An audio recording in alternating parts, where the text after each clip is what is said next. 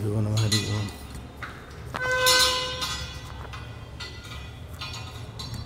ಏನಾಗಿದೆಯಾ?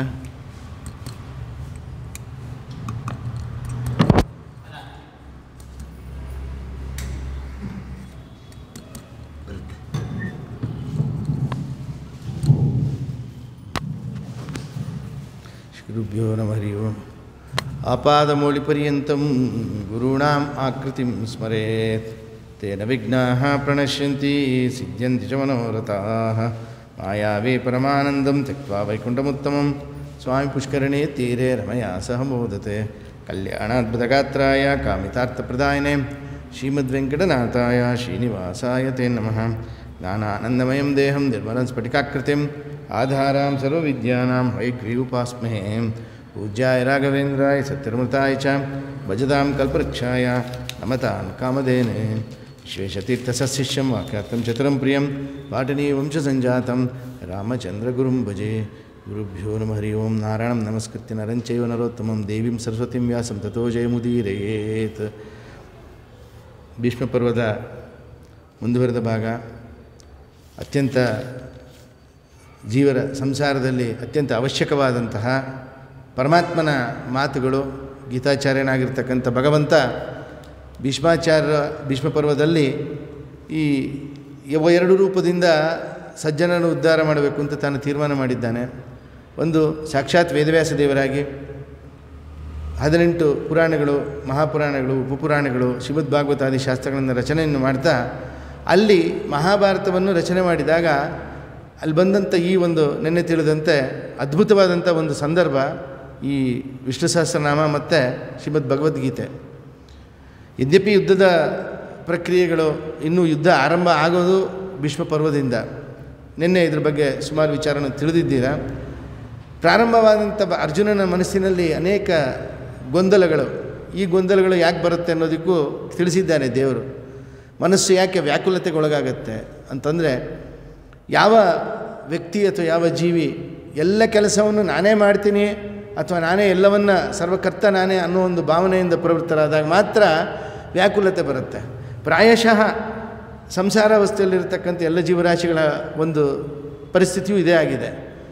ಎಷ್ಟೇ ನಾವು ಮನಸ್ಸಿನಲ್ಲಿ ದಾರಿಢ್ಯತೆಯಿಂದ ಪರಮಾತ್ಮ ಸರ್ವೋತ್ತಮ, ಎಲ್ಲ ಕೆಲಸವನ್ನು ಅವನೇ ಮಾಡಿಸೋನು ಅಂತ ತಿಳಿದರೂ ಸಹ ಕೆಲವೊಮ್ಮೆ ಅದರಲ್ಲಿ ಪ್ರವೃತ್ತರಾದಾಗ ನಾನು ಮಾಡಲಿಲ್ಲ, ಇನ್ನೊಬ್ಬರು ಮಾಡ್ತಾರೆ ಅಥವಾ ಮಾಡಿಸ್ತಾರೆ ಅಥವಾ ಈ ವಿಚಾರಗಳು ಬಂದ್ಬಿಡುತ್ತೆ.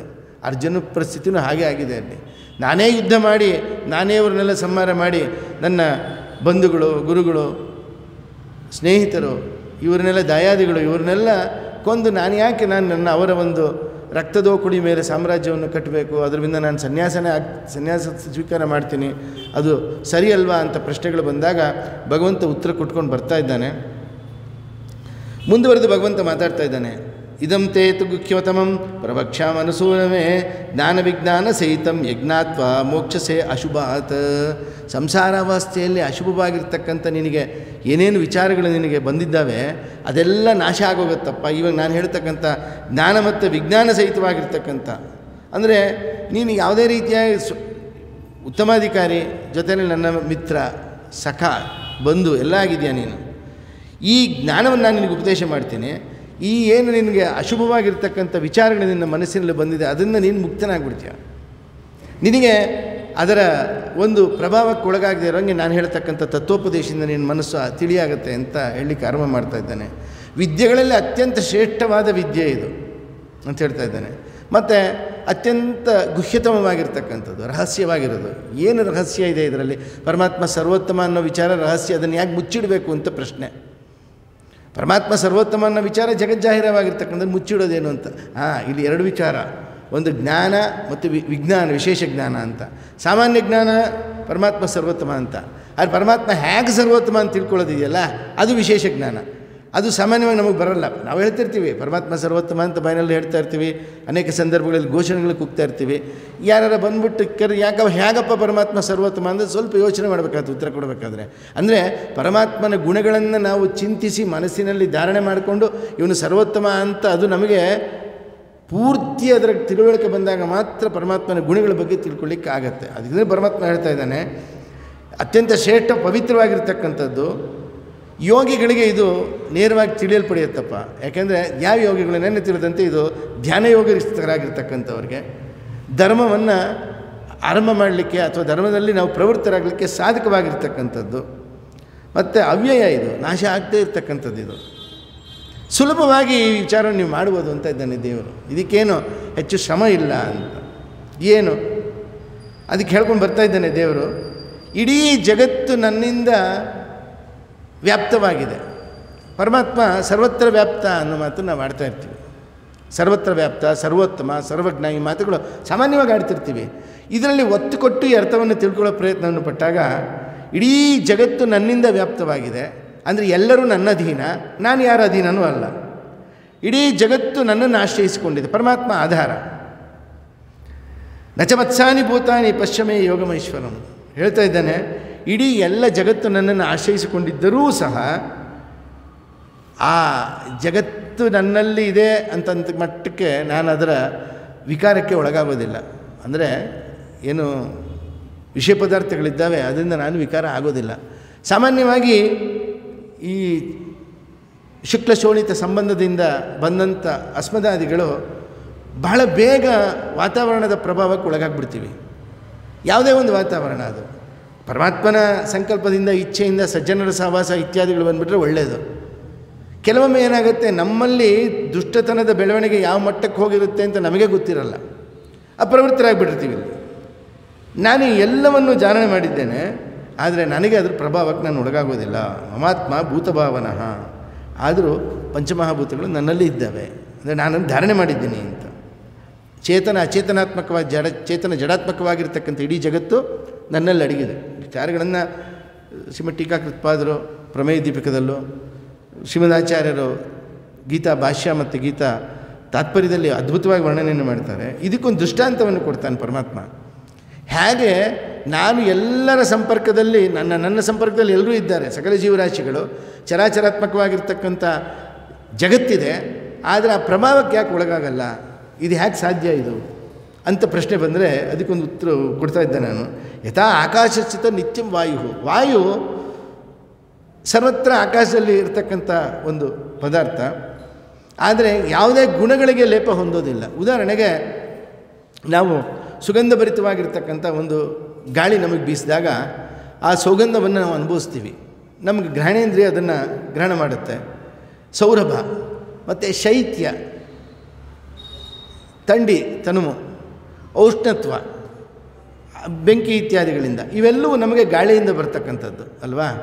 ಆದರೆ ಇದು ಹೆಂಗೆ ಬರುತ್ತೆ ಅಂತಂದರೆ, ಈ ಗುಣಗಳಿಗೆ ವಾಯು ಅಥವಾ ಗಾಳಿ ಪ್ರಭಾವಕ್ಕೆ ಒಳಗಾಗಲ್ಲ. ಆದರೆ ಇದೆಲ್ಲ ಕಣಗಳದ್ದು, ಏನು ಜಲ, ನೀರು, ಪೃಥ್ವಿ ಮತ್ತು ಅಗ್ನಿ, ಈ ಕಣಗಳಿಂದ ಆ ವಾಯು ನಿರ್ಲಿಪ್ತವಾಗಿರುತ್ತೆ. ಯಾವುದೇ ರೀತಿಯಾಗಿರತಕ್ಕಂಥ ಸಂಬಂಧವನ್ನು ಇಟ್ಕೊಂಡಿರಲ್ಲ, ಏನಕ್ಕೇನು ಪ್ರಕಾರಣ. ಹಾಗೆ ನಾನು ಇಡೀ ಜಗತ್ತು ನನ್ನಲ್ಲಿ ಆಧಾರವಾಗಿದೆ, ಇಡೀ ಜಗತ್ತು ನನ್ನನ್ನು ಆಶ್ರಯಿಸಿಕೊಂಡಿದೆ, ಆದರೆ ನಾನು ಅದರ ಪ್ರಭಾವಕ್ಕೆ ಒಳಗಾಗಲ್ಲ. ಅನೇಕ ಮಾತುಗಳನ್ನು ಭಗವಂತ ಹೇಳ್ತಾ ಇದ್ದಾನೆ.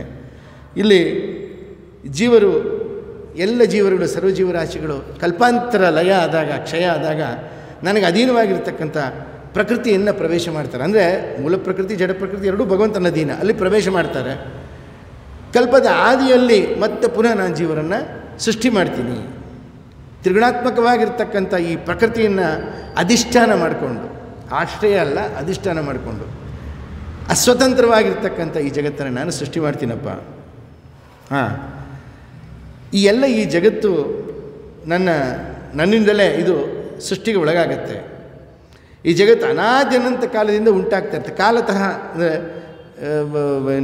ಜಗತ್ತು ಕಾಲ ನಿತ್ಯ ಅಂತೀವಿ, ಯಾಕೆಂದರೆ ಜಗತ್ತು ಹಾಗೇನೆ ಅದರಲ್ಲಿ ಸೇರಿಕೊಂಡಿರ್ತಕ್ಕಂಥ ಕಾಲದಲ್ಲಿ ಇವಾಗ ಸೃಷ್ಟಿಕಾಲ, ಸ್ಥಿತಿಕಾಲ, ಲಯಕಾಲ ಅಂತ ನಾವು ಹೇಳ್ತೀವಿ. ಕಾಲ ನಿತ್ಯವಾಗಿದೆ, ಪ್ರವಾಹತ ಅನಾದಿಯಾಗಿದೆ. ಅದು ಒಂದು ಕಡೆ ನಿಲ್ಲಲ್ಲ, ಹೋಗ್ತಾ ಇರುತ್ತದು. ಹಾಗೆ ಇದಾಗತ್ತೆ. ಇಲ್ಲಿ ಏನು ಮುಖ್ಯವಾಗಿರ್ತಕ್ಕಂಥ ಅಂಶವನ್ನು ಭಗವಂತ ಹೇಳ್ತಾ ಇದ್ದಾನೆ. ಅವಜಾನಂತಿ ಮಾಮೂಢ ಮಾನುಷೀಂ ತನುಮಾಶ್ರಿತಂ ಪರಂಭಾವ ಮಜಾನಂತೋ ಮಮ ಭೂತ ಮಹೇಶ್ವರಂ. ಭಗವಂತ ಹೇಳ್ತಾ ಇದ್ದಾನೆ, ನಾನು ಮನುಷ್ಯರ ಶರೀರದಂತೆ ಕಾಣತಕ್ಕಂಥ ಶರೀರವನ್ನು ನಾನು ಇಟ್ಟುಕೊಂಡು ಧಾರಣೆ ಮಾಡಿರ್ತೀನಿ ವಸ್ತುಸ್ತು. ಆದರೆ ನನ್ನನ್ನು ಮೂಢಾತ್ಮರು ಏನಂತ ತಿಳ್ಕೋತಾರೆ, ಇವನೊಬ್ಬ ಮನುಷ್ಯ ಅಂತ ತಿಳ್ಕೋತಾರೆ. ಇಡೀ ಮಹಾಭಾರತ ಮತ್ತು ರಾಮಾಯಣದಲ್ಲಿ ಶ್ರೀಮದ್ ರಾಮಾಯಣದಲ್ಲಿ ಪರಮಾತ್ಮನನ್ನು ಮನುಷ್ಯ ಅಂತ ವ್ಯವಹಾರ ಮಾಡಿದವರು ಬೇಕಾದಷ್ಟು ಜನ ಇದ್ದಾರೆ. ನನ್ನ ಷಡ್ಗುಣೈಶ್ವರ್ಯ ಸಂಪನ್ನತ್ವವನ್ನು ಅವರಿಗೆ ತಿಳುವಳಿಕೆ ಇರೋದಿಲ್ಲ. ಅದನ್ನು ತಿಳಿದೆ ಅವಜ್ಞೆ ಮಾಡ್ತಾರೆ. ಅವಜಾನಂತಿ ಮಾಮೂಢ, ನನ್ನನ್ನು ಭಾಳ ತುಚ್ಛೀಕರಿಸ್ತಾರೆ. ಹೀಗಾಗಿ ಈ ಜ್ಞಾನದ ವಿಚಾರದಲ್ಲಿ ಭಾಳ ಎಚ್ಚರಿಕೆಯಿಂದ ಇರಬೇಕು ಅರ್ಜುನ ಅಂತ ಹೇಳ್ತಾ ಇದ್ದಾನೆ. ಅವರ ರಾಕ್ಷಸ ಸ್ವಭಾವ ಅಥವಾ ಆಸುರಿ ಸ್ವಭಾವವನ್ನು ಹೊಂದಿದವರಾಗಿ ವ್ಯರ್ಥವಾದಂಥ ಆಸೆ, ವ್ಯರ್ಥವಾದಂಥ ಕರ್ಮಗಳು, ವ್ಯರ್ಥವಾದ ಜ್ಞಾನ, ಈ ಮೂರು ಹೇಳಿಬಿಟ್ಟ ದೇವರು.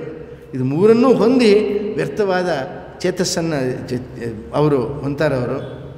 ಹೇಳಪ್ಪ ನೋಡೀಗ ಅರ್ಜುನ ಕೇಳು, ಮುಂದೆ ಈ ಮಹಾತ್ಮರಾದವರು ದೈವ ಸ್ವಭಾವವನ್ನು ಹೊಂದಿದವರಾಗಿ ನನ್ನ ಈ ಜಗತ್ತು ಸೃಷ್ಟಿಕರ್ತತ್ವವನ್ನು ನಾಶರಹಿತ ಅಂತ ತಿಳ್ಕೊಂಡು, ನಾನು ಅದರಲ್ಲಿದ್ದೀನಿ, ನನ್ನ ನಿಯಮನಕ್ಕೆ ಒಳಪಟ್ಟಿದೆ ಅಂತ ತಿಳ್ಕೊಂಡು ಅನನ್ಯವಾದ ಮನಸ್ಸು, ಅದನ್ನು ಹೇಳ್ತಾ ಇದ್ದಾನಲ್ಲಿ ಭಜಂತ ಅನನ್ಯ ಮನಸ್ಸಜ್ಞಾತ್ವ, ಯಾವುದೇ ಬೇರೆ ಒಂದು ನಿಶ್ಚಿಂತೆಯಿಂದ ಯಾವುದೇ ಒಂದು ಚಿಂತನೆ ಇಲ್ಲದೆ ಮಾಡಿ ನನ್ನನ್ನು ಹೊಂತಾರೆ ಅನ್ನೋ ವಿಚಾರವನ್ನು ಭಗವಂತನಾಗಿರ್ತಕ್ಕಂಥವನು ಈ ತಿಳಿಸಿ ಮುಂದೆ ತನ್ನ ಜಗತ್ತಿನಲ್ಲಿರ್ತಕ್ಕಂಥ ಎಲ್ಲ ವ್ಯಾಪಾರವೂ ನಡಿಬೇಕಾದ್ರೆ ಹೇಗೆ ಅಂತ ಒಂದು ಪ್ರಶ್ನೆ. ಭಗವಂತನ ಆಧಾರ ಮಾಡಿಕೊಂಡು ಇಡೀ ಜಗತ್ತಿದೆ ಮತ್ತು ಎಲ್ಲ ಕಾರ್ಯಗಳು ಭಗವಂತನಿಂದಲೇ ಆಗತ್ತೆ ಅಂತಂದಾಗ ಭೂಯ ಏವ ಮಹಾಭಾವೋ ಶೃಣುವೆ ಪರಮಂ ವಚಃ ಯತ್ತೇಯಂ ಪ್ರಿಯಮಾಣಾಯ ವಕ್ಷ್ಯಾಮಿ ಹಿತಕಾಂಕ್ಷಯ. ನಿನ್ನ ಮೇಲಿನ ಪ್ರೀತಿಯಿಂದ ನಾನು ನಿನ್ನ ಹಿತವನ್ನು ಬಯಸಿ ಮಾತನ್ನು ಹೇಳ್ತಾ ಇದ್ದೀನಿ ಅರ್ಜುನ. ನಿಮಿತ್ತ ಮಾಡ್ಕೊಂಡು ಇಡೀ ಜಗತ್ತಿಗೆ ಉಪದೇಶ ಮಾಡ್ತಾ ಇದ್ದಾನೆ ಭಗವಂತ. ದೇವತೆಗಳಾಗಲಿ ಋಷಿಗಳಾಗಲಿ ನನ್ನ ಸಾಮರ್ಥ್ಯವನ್ನು ತಿಳ್ಕೊಂಡಿಲ್ಲ. ಎಲ್ಲ ದೇವತೆಗಳು ಮಹರ್ಷಿಗಳಿಗೆ ಮೊದಲು ಹುಟ್ಟಿದವನು ನಾನು, ಅಂದರೆ ನಾನೀಗ ಮೊದಲು ಅವತಾರ ಮಾಡಿದವನು ನಾನು, ಅಥವಾ ನನ್ನಲ್ಲಿ ಯಾವಾಗಲೂ ಇರ್ತಕ್ಕಂಥವನು ನಾನು. ಮನುಷ್ಯರಲ್ಲಿ ಯಾರು ನನ್ನನ್ನು ಅಜ ಅಂದರೆ ಜನ್ಮರಹಿತನಾಗಿರ್ತಕ್ಕಂಥವನು ಮತ್ತು ಅನಾದಿ, ಎಲ್ಲ ಲೋಕಕ್ಕೂ ನಾನೇ ಒಡೆಯ ಅಂತ ಭ್ರಾಂತಿ ಇಲ್ಲದೆ ತಿಳ್ಕೊತಾನಲ್ಲ ಅವನು ಮತ್ಸೇಷ ಸರ್ವಪಾಪೈ ಪ್ರಮುಚ್ಯತೆ, ಅವನು ಎಲ್ಲ ಪಾಪಗಳಿಂದ ಮುಕ್ತನಾಗ್ತಾನಪ್ಪ. ವಿಚಾರವನ್ನು ತಿಳಿಸ್ತಾ ಇದ್ದಾನೆ. ಇನ್ನು ಇಲ್ಲಿ ಈ ಒಂದು ಅಧ್ಯಾಯದಲ್ಲಿ ಏನು ಹೇಳ್ತಾ ಇದ್ದಾನೆ, ನನ್ನ ಸನ್ನಿಧಾನ ಅಂದರೆ ಏನು, ವಿಭೂತಿ. ವಿಭೂತಿ ಅಂದ್ರೇನು, ವಿಶೇಷ ಸನ್ನಿಧಾನವನ್ನು. ಮತ್ತು ಯೋಗ ಅಂದರೆ ಉಪಾಯ ಅಂತ ಅರ್ಥ, ಅಥವಾ ಸಾಮರ್ಥ್ಯ. ಇದನ್ನು ಯಾರು ಸರಿಯಾಗಿ ತಿಳ್ಕೊತಾರೋ ಅವರು ನಿಶ್ಚಲವಾಗಿರ್ತಕ್ಕಂಥ ಯೋಗವನ್ನು ಹೊಂದೋದ್ರಲ್ಲಿ ಸಂಶಯನೇ ಇಲ್ಲ. ಯೋಗ ಅಂದರೆ ಒಂದು ಉಪಾಯ, ಏನು ಪರಮಾತ್ಮನ ತಿಳಿತಕ್ಕಂಥ ಒಂದು ಉಪಾಯ. ಎಲ್ಲದಕ್ಕೂ ಉತ್ಪಾದಕನಾಗಿರ್ತಕ್ಕಂಥ ಒಂದು ಸೃಷ್ಟಿಕರ್ತ ನಾನೇ. ಪರಮಾತ್ಮ ಹೇಳ್ತಾ ಇದ್ದಾನೆ ಅರ್ಜುನನಿಗೆ, ಎಲ್ಲವೂ ನನ್ನಿಂದಲೇ ಎಲ್ಲವೂ ಪ್ರವೃತ್ತವಾಗತ್ತೆ, ನಿಯಮನವಾಗತ್ತೆ ಅಂತ ತಿಳ್ಕೊಂಡು ಜ್ಞಾನಿಗಳು ಭಕ್ತಿಯುಕ್ತರಾಗಿ ನನ್ನ ಸೇವನೆಯನ್ನು ಮಾಡ್ತಾರಪ್ಪ ಅಂತ ಅನೇಕ ಮಾತುಗಳನ್ನು ಭಗವಂತ ಹೇಳ್ತಾ ಇದ್ದಾನೆ. ಭಗವಂತ ಶ್ರೀಹರಿ ಹೇಳ್ತಾ ಇದ್ದಾನೆ, ಅಹಮಾತ್ಮ ಗುಡಾಕೇಶ ಸರ್ವಭೂತವಯ ಸ್ಥಿತಃ, ನಾನು ಎಲ್ಲ ಚೇತನಗಳ ಹೃದಯ ಗುಹದಲ್ಲಿ ಇರ್ತೀನಪ್ಪ. ಮತ್ತು ಜಡಗಳಿಗಿಂತಲೂ ಚೇತನಗಿಂತಲೂ ಇರ್ತಕ್ಕಂಥ ವಿಶೇಷವಾದ ವಿಭೂತಿ ರೂಪ ನಾನು ಸೃಷ್ಟಿಕರ್ತ, ಸ್ಥಿತಿಕರ್ತ ಮತ್ತು ಲಯಕರ್ತನೂ ನಾನೇ ಅಂತ ಪರಮಾತ್ಮನಾಗಿರ್ತಕ್ಕಂಥವನ್ನು ತಿಳಿಸ್ತಾ ಇದ್ದಾನೆ. ಯಾರಲ್ಲಿ ವಿಭೂತಿ ರೂಪಗಳನ್ನು ಹೇಳ್ತಾ ಇದ್ದಾನೆ. ವಿಭೂತಿ ರೂಪ ಅಂದರೆ ಏನು, ವಿಶೇಷ ಸನ್ನಿಧಾನ ಅಂತ. ನೋಡಿ, ಜಗತ್ತಿನಲ್ಲಿ ವಿಲಕ್ಷಣ ಸಾಮಾನ್ಯ ವ್ಯಾಪಾರ ಮಾಡ್ತಕ್ಕಂಥವ್ರು ಅಂದರೆ ನಿತ್ಯದಲ್ಲಿರ್ತಕ್ಕಂಥ ನಮ್ಮ ಕರ್ಮಗಳನ್ನು ಮಾಡ್ಕೊಂಡು ಹೋಗ್ತಾ ಇರ್ತೀವಿ. ಲೋಕ ವಿಲಕ್ಷಣವಾದ ವ್ಯಾಪಾರ ಮಾಡಬೇಕಾದ್ರೆ ಅಲ್ಲಿ ಭಗವಂತನ ವಿಭೂತಿ ರೂಪ ಸನ್ನಿಧಾನ ಜಾಸ್ತಿ ಇರುತ್ತೆ ಅಂತ. ಅದಕ್ಕೆ ಹೇಳ್ಬಿಟ್ಟ, ಆದಿತ್ಯಾನಾಂ ಅಹಂ ವಿಷ್ಣು ಜ್ಯೋತಿಷಾನಾಂ ರವಿ ಅಂಶುಮಾನ್. ಇದು ಹೇಳ್ತಾ ಇದ್ದಾನೆ, ಅದಿತಿಯ ಮಕ್ಕಳಲ್ಲಿ ನಾನು ವಿಷ್ಣು ಆಗಿದ್ದೇನೆ. ಅಂದರೆ ಯಾರು, ಸೂರ್ಯರಲ್ಲಿ. ಜ್ಯೋತಿಷ್ ಕಿರಣಗಳಿಂದ ಕೂಡಿರ್ತಕ್ಕಂಥಲ್ಲಿ ರವಿ ನಾನೇ ಆಗಿದ್ದೇನೆ. ಮರುತ್ತುಗಳಲ್ಲಿ ಮರೀಚನಾಮಕನಾಗಿರ್ತಕ್ಕಂಥ ಶ್ರೇಷ್ಠವಾದ ಮರುತ್ತು ನಾನಾಗಿದ್ದೇನೆ. ನಕ್ಷತ್ರಗಳಲ್ಲಿ ಚಂದ್ರ. ಹೀಗೆಲ್ಲವನ್ನೂ ಹೇಳ್ಕೊಂಬರ್ತಾರೆ. ರುದ್ರಾನಾಂ ಶಗ್ರಾಸ್ತಿ ಎಲ್ಲ ಹೇಳ್ಕೊಂಬರ್ತಾನಪ್ಪ ಈ ವಿಭೂತಿ ಯೋಗದಲ್ಲಿ. ಪರಮಾತ್ಮ ತನ್ನ ವಿಶೇಷ ಸನ್ನಿಧಾನವನ್ನು ಎಲ್ಲ ಕಡೆ ಇದೆ ಅಂತ ತಿಳಿಸ್ಕೊಂಡು, ಇದಕ್ಕೆ ಕಾರಣ ಏನದು, ಲೋಕ ವಿಲಕ್ಷಣವಾದ ವ್ಯಾಪಾರ. ಸೂರ್ಯ ಅಷ್ಟೊಂದು ಬೆಳಕನ್ನು ಪ್ರಖರತೆಯನ್ನು ಕೊಡಲಿಕ್ಕೆ ಹೇಗೆ ಸಾಧ್ಯ ಆಗ್ತಾಯಿದೆ ಇವತ್ತು? ಎಷ್ಟು ಕ್ಯಾಂಡ್ಲ್ ಬಲ್ಬ್ ಬಿಟ್ಟರೂ ನೀವು ಸೂರ್ಯನ ಬೆಳಕು ಒಂದು ಸತಿ ಸೂರ್ಯೋದಯ ಆದಾಗ ಅದು ಭಾಳ ಅದರ ಒಂದು ಪ್ರಭಾವ ಕಡಿಮೆ ಆಗುತ್ತೆ. ಅಂದರೆ ಜಗತ್ತಿನಲ್ಲಿ ಪ್ರಕಾಶಮಾನವಾಗಿರ್ತಕ್ಕಂಥ ಪದಾರ್ಥ ಯಾವುದಿದೆ ಅಂತಂದರೆ ಸೂರ್ಯನಿಗಿಂತ ಮಿಗಿಲಾದ ಯಾವುದಿಲ್ಲ. ಆ ಸಾಮರ್ಥ್ಯ ಅಲ್ಲಿಗೆ ಬಂತು ಅಂದರೆ ನಾನು ಅಲ್ಲಿ ನನ್ನ ವಿಶೇಷ ಸನ್ನಿಧಾನ ಇಟ್ಟಿದ್ದೀನಿ ಅಂತ ಭಗವಂತ ಹೇಳ್ತೀನಿ. ಪ್ರತಿನಿತ್ಯ ನಾವು ಇದನ್ನು ಸಂಧ್ಯಾವಂದನೆ ಮಾಡಬೇಕು. ಜಯ ಸದಾ ಸವಿತ್ರಮಂಡಲ ಮಧ್ಯವರ್ತಿ ನಾರಾಯಣ ಅಂತಲೇ ಹೇಳ್ಕೊತಾ ಇರ್ತೀವಿ ಅಲ್ವಾ. ಆ ಪರಮಾತ್ಮನ ದಿವ್ಯ ಸನ್ನಿಧಾನ ಇರೋದರಿಂದ, ವಿಶೇಷ ವಿಭೂತಿ ರೂಪ ಇರೋದರಿಂದ ಇದಾಗತ್ತೆ ಅಂತ ಹೇಳ್ತಾ ಇದ್ದಾನೆ. ಇಷ್ಟಾದಮೇಲೆ ಅರ್ಜುನ ಹೇಳ್ತಾ ಇದ್ದಾನೆ ಪರಮಾತ್ಮನಿಗೆ, ಇಷ್ಟೊತ್ತವರೆಗೂ ನೀನು ನನಗೇನು ಉಪದೇಶ ಮಾಡಿದೆಯಲ್ಲ ಸ್ವಾಮಿ, ಇದರಿಂದ ನನ್ನ ಮನಸ್ಸಿನಲ್ಲಿ ಅನೇಕ ವ್ಯಾಕುಲತೆ ಇತ್ತು, ಒಂಥರದ ಡೋಲಾಯಮಾನ ಸ್ಥಿತಿ ಇತ್ತು. ಈಗ ಅದೆಲ್ಲ ನಾಶ ಆಗೋಗಿದೆ. ಈಗ ನಾನು ನಿನ್ನಿಂದ ಒಂದನ್ನು ಬಯಸ್ತಾ ಇದ್ದೀನಿ ಸ್ವಾಮಿ. ಹೇಳ್ತಾ ಇದ್ದಾನೆ ನೀನು ವಿಸ್ತಾರವಾಗಿ ಎಲ್ಲ ಜಗತ್ತಿನ ಉತ್ಪತ್ತಿ ನಾಶ ಅದಕ್ಕೆ ನೀನೇ ಕಾರಣ ಎಲ್ಲವನ್ನೂ ನಾನು ತಿಳ್ಕೊಂಡಿದ್ದೀನಿ. ಆದ್ದರಿಂದ ಹೇಳ್ತಾ ಇದ್ದೇನೆ, ಏತದ್ಮೇ ಯಥಾತ್ಮನ್ ಆತ್ಮಾನಂ ಪರಮೇಶ್ವರ ದ್ರಷ್ಟುಮಿಚ್ಛಾಮಿ ತೇ ರೂಪಂ ಐಶ್ವರ್ಯಂ ಪುರುಷೋತ್ತಮ. ಷಡ್ಗುಣೇಶ್ವರ ಸಂಪನ್ನನಾಗಿರ್ತಕ್ಕಂಥ ನಿನ್ನ ರೂಪವನ್ನು ನಾನು ನೋಡಲಿಕ್ಕೆ ಇಷ್ಟಪಡ್ತೀನಿ ಸ್ವಾಮಿ ಅಂತ ವಿಶ್ವರೂಪ ದರ್ಶನ, ಪರಮೈಶ್ವರ್ಯ ಸಹಿತನಾಗಿರ್ತಕ್ಕಂಥ ನಿನ್ನ ರೂಪವನ್ನು ನಾನು ನೋಡೋಕ್ಕೆ ಇಚ್ಛೆಪಡ್ತೀನಿ ಅಂತ ಆ ಅರ್ಜುನನಾಗಿರ್ತಕ್ಕಂಥವನು ಭಗವಂತನ ಪ್ರಾರ್ಥನೆಯನ್ನು ಮಾಡ್ತಾನೆ. ಆವಾಗ ಅಂತಾನೆ, ಪಶ್ಯಾಮಿ ಪಾರ್ಥ ರೂಪಾಣಿ ಶತತೋಥ ಸಹಸ್ರಶಃ. ನೋಡಪ್ಪ ನನ್ನ ರೂಪಗಳನ್ನು ನೋಡು, ದಿವ್ಯವಾದ ಅನೇಕ ವರ್ಣಗಳು ಅನೇಕ ಆಕೃತಿಗಳನ್ನು ಹೊಂದಿರತಕ್ಕಂಥ ನನ್ನ ಶರೀರವನ್ನು ನೋಡು, ವಿರಾಟ ರೂಪವನ್ನು ನೋಡು, ನೂರಾರು ಸಂಖ್ಯೆಯಲ್ಲಿ ಸಾವಿರಾರು ಸಂಖ್ಯೆಯಲ್ಲಿ ನನ್ನ ರೂಪವನ್ನು ನೋಡು ಅಂತಲೇ ಭಗವಂತ ಒತ್ತಿಕೊಟ್ಟು ಹೇಳ್ತಾ ಇದ್ದಾನಲ್ಲಿ. ಯಾಕೆಂದರೆ ಪಶ್ಚಿಮೇ ಪಾರ್ಥ ಮೇ ರೂಪ ಪಾರ್ಥಾನಿ, ನನ್ನ ರೂಪಗಳು ನೋಡುವಂತ ಇದ್ದಾನೆ. ಇಲ್ಲಿ ಕಾಣ್ತಕ್ಕಂಥ ಬೇರೆ ಬೇರೆ ಚಿತ್ರಗಳು ನಿನಗೆ ಈ ರೂಪದಲ್ಲಿ ಕಾಣುತ್ತೆ, ಅವ್ರು ಎಲ್ಲ ನಾನೇ ಅಂತ ಹೇಳ್ತಾ ಇದ್ದಾನೆ ದೇವರು. ವಿಶ್ವರೂಪ ದರ್ಶನದ ಕಲ್ಪನೆ ಎಲ್ಲ ವ್ಯಕ್ತಿಗಳನ್ನೇನು ನೋಡ್ತೀವಿ ಅದೆಲ್ಲ ನಾನೇ. ಇದನ್ನು ಅದಕ್ಕೆ ಅವನಿಗೆ ಈ ಸಾಧಾರಣ ಕಣ್ಣಿಂದ ನೋಡಲಿಕ್ಕಾಗಲ್ಲ, ದಿವ್ಯಚಕ್ಷುಸನ್ನು ಕೊಟ್ಟ ಭಗವಂತ. ಅದಕ್ಕೆ ಹೇಳ್ತಾ ಇದ್ದಾನಲ್ಲಿ, ಇಲ್ಲಿ ಅನೇಕ ಆದಿತ್ಯರುಗಳು, ಸೂರ್ಯರು, ವಸುಗಳು, ರುದ್ರರು, ಅಶ್ವಿನಿಗಳು, ಮರುತ್ತುಗಳು ಎಲ್ಲರೂ ನೋಡು, ಹಿಂದೆ ನೋಡದೇ ಇರತಕ್ಕಂಥ ಆಶ್ಚರ್ಯಕರವಾಗಿರ್ತಕ್ಕ ಅನೇಕ ವಸ್ತುಗಳನ್ನು ನೀನು ನೋಡ್ತಾ ಇದೆಯಾ ಅಂತ ಪರಮಾತ್ಮನಾಗಿರ್ತಕ್ಕಂಥವನು ಹೇಳ್ತಾ ಇದ್ದಾನೆ. ಆವಾಗ ಅರ್ಜುನ ಆ ದಿವ್ಯ ಚಕ್ಷುಸ್ಸು ಕೊಟ್ಟರೆ ನೋಡ್ತಾ ಇದ್ದಾನಂತೆ. ಪಶ್ಯಾಮಿ ದೇವಾಂಸ್ತವ ದೇವದೇಹೇ ಸರ್ವಾನ್ ತಥಾ ಭೂತ ವಿಶೇಷ ಸಂಗಾನ್ ಬ್ರಹ್ಮಾಂಡಮೀಶಂ ಕಮಲಾಸನಸ್ಥಂ ಋಷೀಂಚ ಸರ್ವಾನ್ ಉರಗಾಂಶ್ಚ ದಿವ್ಯಾನ್. ಇನ್ನಿನ ದೇಹದಲ್ಲಿ ಏನೇನು ನೋಡ್ತಾ ಇದ್ದೀನಿ ಸ್ವಾಮಿ ನಾನು. ಪಶ್ಯಾಮಿ ದೇವಾಂಸ್ ತಪದೇವದೇಹ, ಏನೇನು ಅನೇಕ ಭೂತ ವಿಶೇಷ ಗಣಗಳನ್ನು ನೋಡ್ತಾ ಇದ್ದೀನಿ.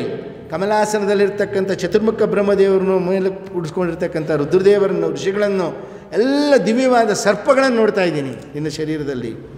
ಅನೇಕ ಬಾಹು ಧರವಕ್ತನೇತ್ರಂ, ಅನೇಕ ಬಾಹುಗಳು, ಉದರಗಳು, ಅನೇಕ ವದನಗಳು, ಅನೇಕ ನೇತ್ರಗಳು, ಮತ್ತು ಎಲ್ಲ ದಿಕ್ಕುಗಳಿಗೂ ಅನಂತ ರೂಪವಾಗಿರ್ತಕ್ಕಂಥ ನಿನ್ನ ನೋಡ್ತಾ ಇದ್ದೀನಿ ಸ್ವಾಮಿ.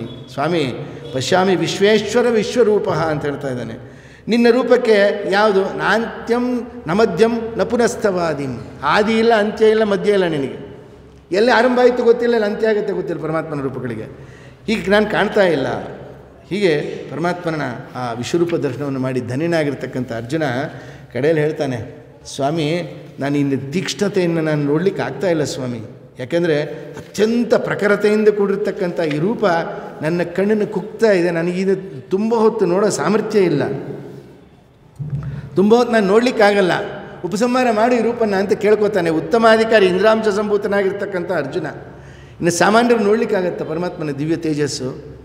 ಒಂದು ಅರ್ಚಿರಾದಿ ಪ್ರತಿಮಾದಿಗಳಲ್ಲಿ ಭಗವಂತನ ಸನ್ನಿಧಾನ ಬಂದರೆ ಆ ದೇವರ ಹತ್ರ ನಾವು ತುಂಬ ಹೊತ್ತು ನಿಂತ್ಕೊಳ್ಳೋಕ್ಕೆ ನಮಗಾಗಲ್ಲ. ದೇವರ ದರ್ಶನಕ್ಕೆ ಹೋಗ್ತೀವಿ ತಿರುಮಲ ಕ್ಷೇತ್ರಕ್ಕೆ, ಎಷ್ಟೊತ್ತು ನಾವು ನಿಲ್ಬೋದು, ಅಥವಾ ಏನೋ ಪ್ಲ್ಯಾನ್ ಮಾಡ್ಕೊಂಡು ಹೋಗಿರ್ತೀವಿ, ಇಲ್ಲಿಂದ ಅದು ಕೇಳಬೇಕು ಇದು ಕೇಳಬೇಕು, ಇಲ್ಲಿಂದ ಲಿಸ್ಟ್ ಮಾಡ್ಕೊಂಡು ಹೋಗಿರ್ತೀವಿ.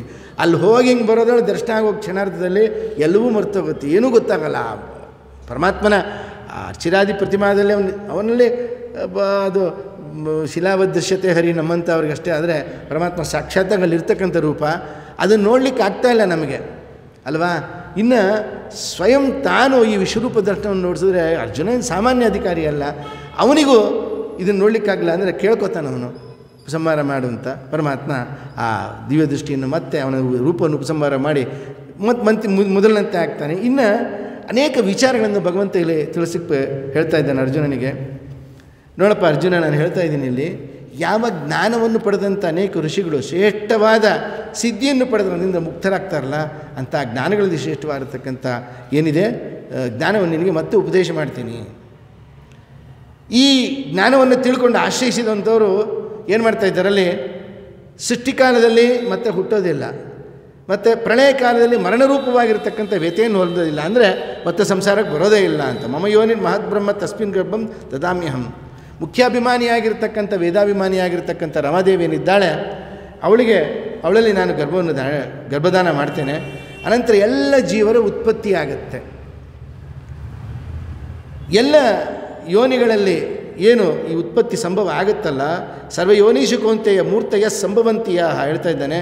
ಅವುಗಳಿಗೆ ತಂದೆ ನಾನೇ, ತಾಯಿ ಮಹಾತಾಯಿ ರಮಾದೇವಿ, ಜಗತ್ತಿನ ಎಲ್ಲ ಸೃಷ್ಟಿಗೂ ಹೇಳ್ತಾ ಇದ್ದಾನೆ. ಯಾಕೆ ಅಲ್ಲಿಂದ ಆರಂಭ ಆಗತ್ತೆ ಚೈನ್ ಲಿಂಕ್. ಶ್ರೀಮದ್ ಭಾಗವತ ದ್ವಿತೀಯ ಸ್ಕಂದ ತೃತೀಯ ಸ್ಕಂದದಲ್ಲಿ ಸವಿಸ್ತಾರವಾಗಿ ತಿಳಿದಿರ್ತೀರ ಸೃಷ್ಟಿ ಪ್ರಕರಣವನ್ನು.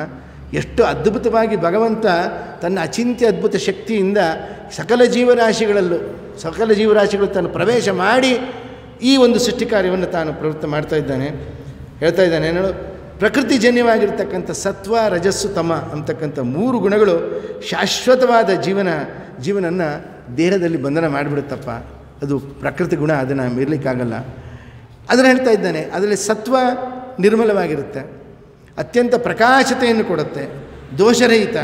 ಅದರಿಂದ ಪ್ರಾಕೃತ ಸುಖ ಸಂಘವನ್ನು ಮತ್ತು ಪ್ರಾಕೃತ ಜ್ಞಾನದ ಸಂಘವನ್ನು ಉಂಟು ಮಾಡುತ್ತದೆ ಸತ್ವಗುಣ. ಇನ್ನು ರಜೋಗುಣದ ವ್ಯಾಪಾರ ಏನು ಅದನ್ನು ಹೇಳ್ತಾ ಇದ್ದಾನೆ. ಅದು ಸ್ನೇಹಾತ್ಮಕವಾಗಿರ್ತಕ್ಕಂಥದ್ದು. ಅದನ್ನು ಆಸೆಯಿಂದ ಅದು ಉತ್ಪತ್ತಿಯಾಗುತ್ತದು. ಮತ್ತು ಈ ಜೀವನನ್ನು ಯಾರಿದ್ದಾನೆ ಅವನನ್ನು ಕಾಮ್ಯಕರ್ಮದಲ್ಲಿ ಪ್ರವೃತ್ತರಾಗುವಂತೆ ಮಾಡುತ್ತೆ. ಯಾವುದು? ರಜೋಗುಣ. ಇನ್ನು ತಮೋಗುಣ ಅಜ್ಞಾನಜನಕವಾಗಿರ್ತಕ್ಕಂಥದ್ದು. ಅದು ಎಲ್ಲ ಜೀವರಿಗೂ ಮೋಹ ಮಹಾಮೋಹ ತಾಮಿಸ್ರ ಅಂಧತಾಮಿಸ್ರ ತಮಸ್ಸು ಅಂತ 5 ಪಂಚಪರ್ವಣಿ ಅಂತ ಮಹಾ ಅವಿದ್ಯೆಗಳು ಅಂತ ಹೇಳ್ತಾರೆ ಇದನ್ನು. ಇದು ಆ ಮೋಹ ಅನ್ನೋದು ಅತ್ಯಂತ ಪ್ರಮಾದವನ್ನುಂಟು ಮಾಡುತ್ತೆ. ಕೇಳಪ್ಪ, ಇದು ಆಲಸ್ಯ, ನಿದ್ರೆ ಇದುಗಳಿಗೆ ಆಶ್ರಯವಾಗಿದೆ. ಯಾವುದು? ಈ ತಮೋಗುಣ ಅಂತಕ್ಕಂಥದ್ದು. ಸತ್ವಗುಣ ಜೀವನನ್ನು ಪ್ರಾಕೃತ ಸುಖದಲ್ಲಿ ಪ್ರವೃತ್ತಿ ಮಾಡುವಂತೆ, ರಜೋಗುಣ ಕರ್ಮಗಳಲ್ಲಿ ಪ್ರವೃತ್ತಿ ಮಾಡುತ್ತೆ. ತಮೋಗುಣ ಜೀವನ ಜ್ಞಾನವನ್ನು ಪ್ರತಿಬಂಧಿಸಿ ಅನೇಕ ರೀತಿಯಾಗಿರ್ತಕ್ಕಂಥ ಪ್ರಮಾದಕ್ಕೆ ಅದು ಒಳಗಾಗುವಂತೆ ಮಾಡುತ್ತೆ. ಇಷ್ಟು ವಿಚಾರವನ್ನು ಗುಣತ್ರಯ ವಿಭಾಗದಲ್ಲಿ ಪರಮಾತ್ಮನಾಗಿರ್ತಕ್ಕಂಥವನು ಹೇಳ್ದ. ಪರಮಾತ್ಮ ಉಪದೇಶ ಮಾಡಿದ, ಕೇಳಿದವರು ಉತ್ತಮಾಧಿಕಾರಿಯಾಗಿರ್ತಕ್ಕಂಥವರು ಚೆನ್ನಾಗಿ ತಿಳ್ಕೊಂಡಿದ್ದಾರೆ. ಇನ್ನು ತನ್ನದೇ ಯೋಗ, ಪುರುಷೋತ್ತಮ ಯೋಗ ಅಲ್ಲಿ ಹೇಳ್ತಾ ಇದ್ದಾನೆ. ಊರ್ಧ್ವಮೂಲಮದ ಶಾಖಂ ಅಶ್ವತ್ಥಂ ಪ್ರಾಹುರವ್ಯಂ ಚಂದಾಂಸಿ ಯಸ್ಯ ಪರ್ಣಾನಿ ಯಸ್ತಂ ವೇದನ್ಸ ವೇದವಿತ್ ಹೇಳ್ತಾ ಇದ್ದಾನೆ. ಸಂಸಾರ ವೃಕ್ಷ ಊರ್ಧ್ವ ಅಂದರೆ ಅತ್ಯಂತ ಶ್ರೇಷ್ಠವಾದದ್ದು. ಅದು ಮಹತ್ತತ್ವಕ್ಕಂತಲೂ ಮೇಲಿರ್ತಕ್ಕಂಥ ಸತ್ವಾದಿ ಗುಣಗಳು. ಅವಳ ಅಭಿಮಾನಿಯಾಗಿರ್ತಕ್ಕಂಥವಳು ರಮಾದೇವಿ ಮತ್ತು ಪರಮಾತ್ಮನನ್ನು ಮೂಲವಾಗಿ ಹೊಂದಿರತಕ್ಕಂಥ ಊರ್ಧ್ವಮೂಲಂ ಅಧಶಾಖಂ.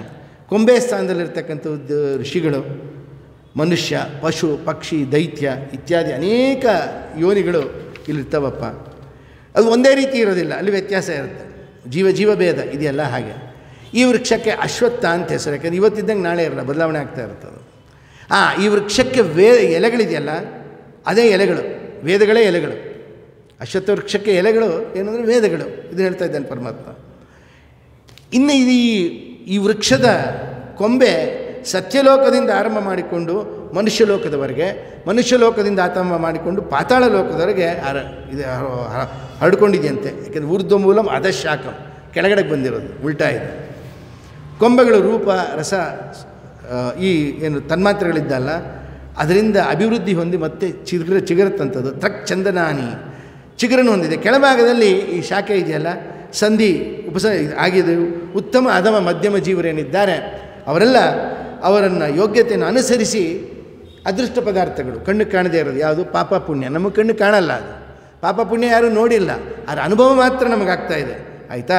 ಅದರಿಂದ ಅಂದರೆ ಅದರದ ಆ ಪಾಪ ಪುಣ್ಯಗಳು ಮಾಡಿದ ಕರ್ಮದಿಂದ ಉಂಟಾದ ಜನ್ಯವಾದ ಸುಖ ಅಥವಾ ದುಃಖವನ್ನು ನಾನು ಅನುಭವಿಸ್ತಾ ಇದ್ದೀವಿ. ಆದರೆ ಪಾಪ ಪುಣ್ಯ ಹೇಗಿರುತ್ತೆ ನಾವು ನೋಡಲಿಕ್ಕೆ ಸಾಧ್ಯ ಇಲ್ಲ. ಅದೃಷ್ಟ ಪದಾರ್ಥ ಅಂತ ಇದಕ್ಕೆ ಇದೆರಡನ್ನೂ ಸೇರಿ ಮಿಶ್ರರೂಪವಾಗಿರ್ತಕ್ಕಂಥ ಗುಣತ್ರಯ ರೂಪವಾಗಿರ್ತಕ್ಕಂಥ ಬೇರು ಅದರಲ್ಲಿ ಸೇರ್ಕೊಂಡ್ಬಿಟ್ಟಿದೆ. ಅದರಿಂದ ಎಲ್ಲಿಂದ ಸತ್ಯಲೋಕದಿಂದ ಆರಂಭ ಮಾಡಿಕೊಂಡು ಪಾತಾಳ ಲೋಕದವರೆಗೂ ಗುಣತ್ರಯ ಸಂಬಂಧದಿಂದ ಜೀವರ ಪ್ರವೃತ್ತಿ ಆಗ್ತಾ ಇರುತ್ತೆ ಅನ್ನೋ ವಿಚಾರವನ್ನು ತಿಳಿಸ್ತಾ ಇದ್ದಾರಲ್ಲಿ. ಅದನ್ನು ಏನು ಮಾಡಬೇಕು? ನಿರ್ಮಾಣ ಮೋಹ ಜಿತ ಸಂಘ ದೋಷಾದ ಆಧ್ಯಾತ್ಮ ನಿಯುಕ್ತ ವಿನಿವೃತ್ತಿ ಕಾಮ. ಅಹಂಕಾರ ಮತ್ತು ಮೋಹವನ್ನು ಬಿಡಬೇಕಪ್ಪ. ಮತ್ತು ಸಂಘದೋಷಗಳನ್ನು ಗೆಲ್ಲಬೇಕು. ಭಾಳ ಕಷ್ಟ, ಆದರೂ ಅದನ್ನು ಗೆಲ್ಲಬೇಕು. ಕಾಮಗಳನ್ನು ನಾಶ ಮಾಡಬೇಕು. ಸುಖ ದುಃಖಗಳನ್ನು ದ್ವಂದ್ವ ರೀತಿ ಇದನ್ನು ಸಮವಾಗಿ ಸ್ವೀಕಾರ ಮಾಡಬೇಕು. ಮುಕ್ತರಾಗಿ ಆಧ್ಯಾತ್ಮನಿಷ್ಠರಾಗಿರಬೇಕು.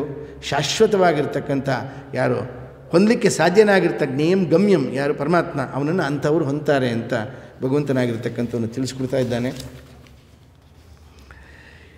ಇನ್ನು ಇಲ್ಲಿ ಪರಮಾತ್ಮ ಅಂತ ಇದ್ದಾನೆ ಅರ್ಜುನನಿಗೆ, ನೋಡು, ನಿರ್ಭಯತ್ವ, ಚಿತ್ತಶುದ್ಧಿ ಈ ಜ್ಞಾನಯೋಗದಲ್ಲಿ ಸರ್ವದಾ ಸ್ಥಿತಿ, ದಾನ ಮತ್ತು ಇಂದ್ರಿಯ ನಿಗ್ರಹ, ಯಜ್ಞಾಚರಣೆ, ಯೋಗಾಭ್ಯಾಸ, ತಪಸ್ಸು, ಮನೋವಾಕಾಯಗಳಲ್ಲಿರ್ತಕ್ಕಂಥ ನೇರತ್ವ, ಮನಸ್ಸು ವಾಚಿಕ ಕಾಯಕವೂ ಇರ್ತಾರೆ, ನೇರ ಸ್ವಭಾವ, ರುಜು ಸ್ವಭಾವ ಅಂತೀವಿ. ನೇರ ಸ್ವಭಾವ, ಅದರಲ್ಲಿ ಕೆಲವರು ವಕ್ರತೆಯಿಂದ ಮಾತಾಡ್ತಾ ಇರ್ತಾರೆ, ಅದಕ್ಕೆ ಬೇರೆ ಬೇರೆ ಕಾರಣಗಳಿದ್ದಾವೆ.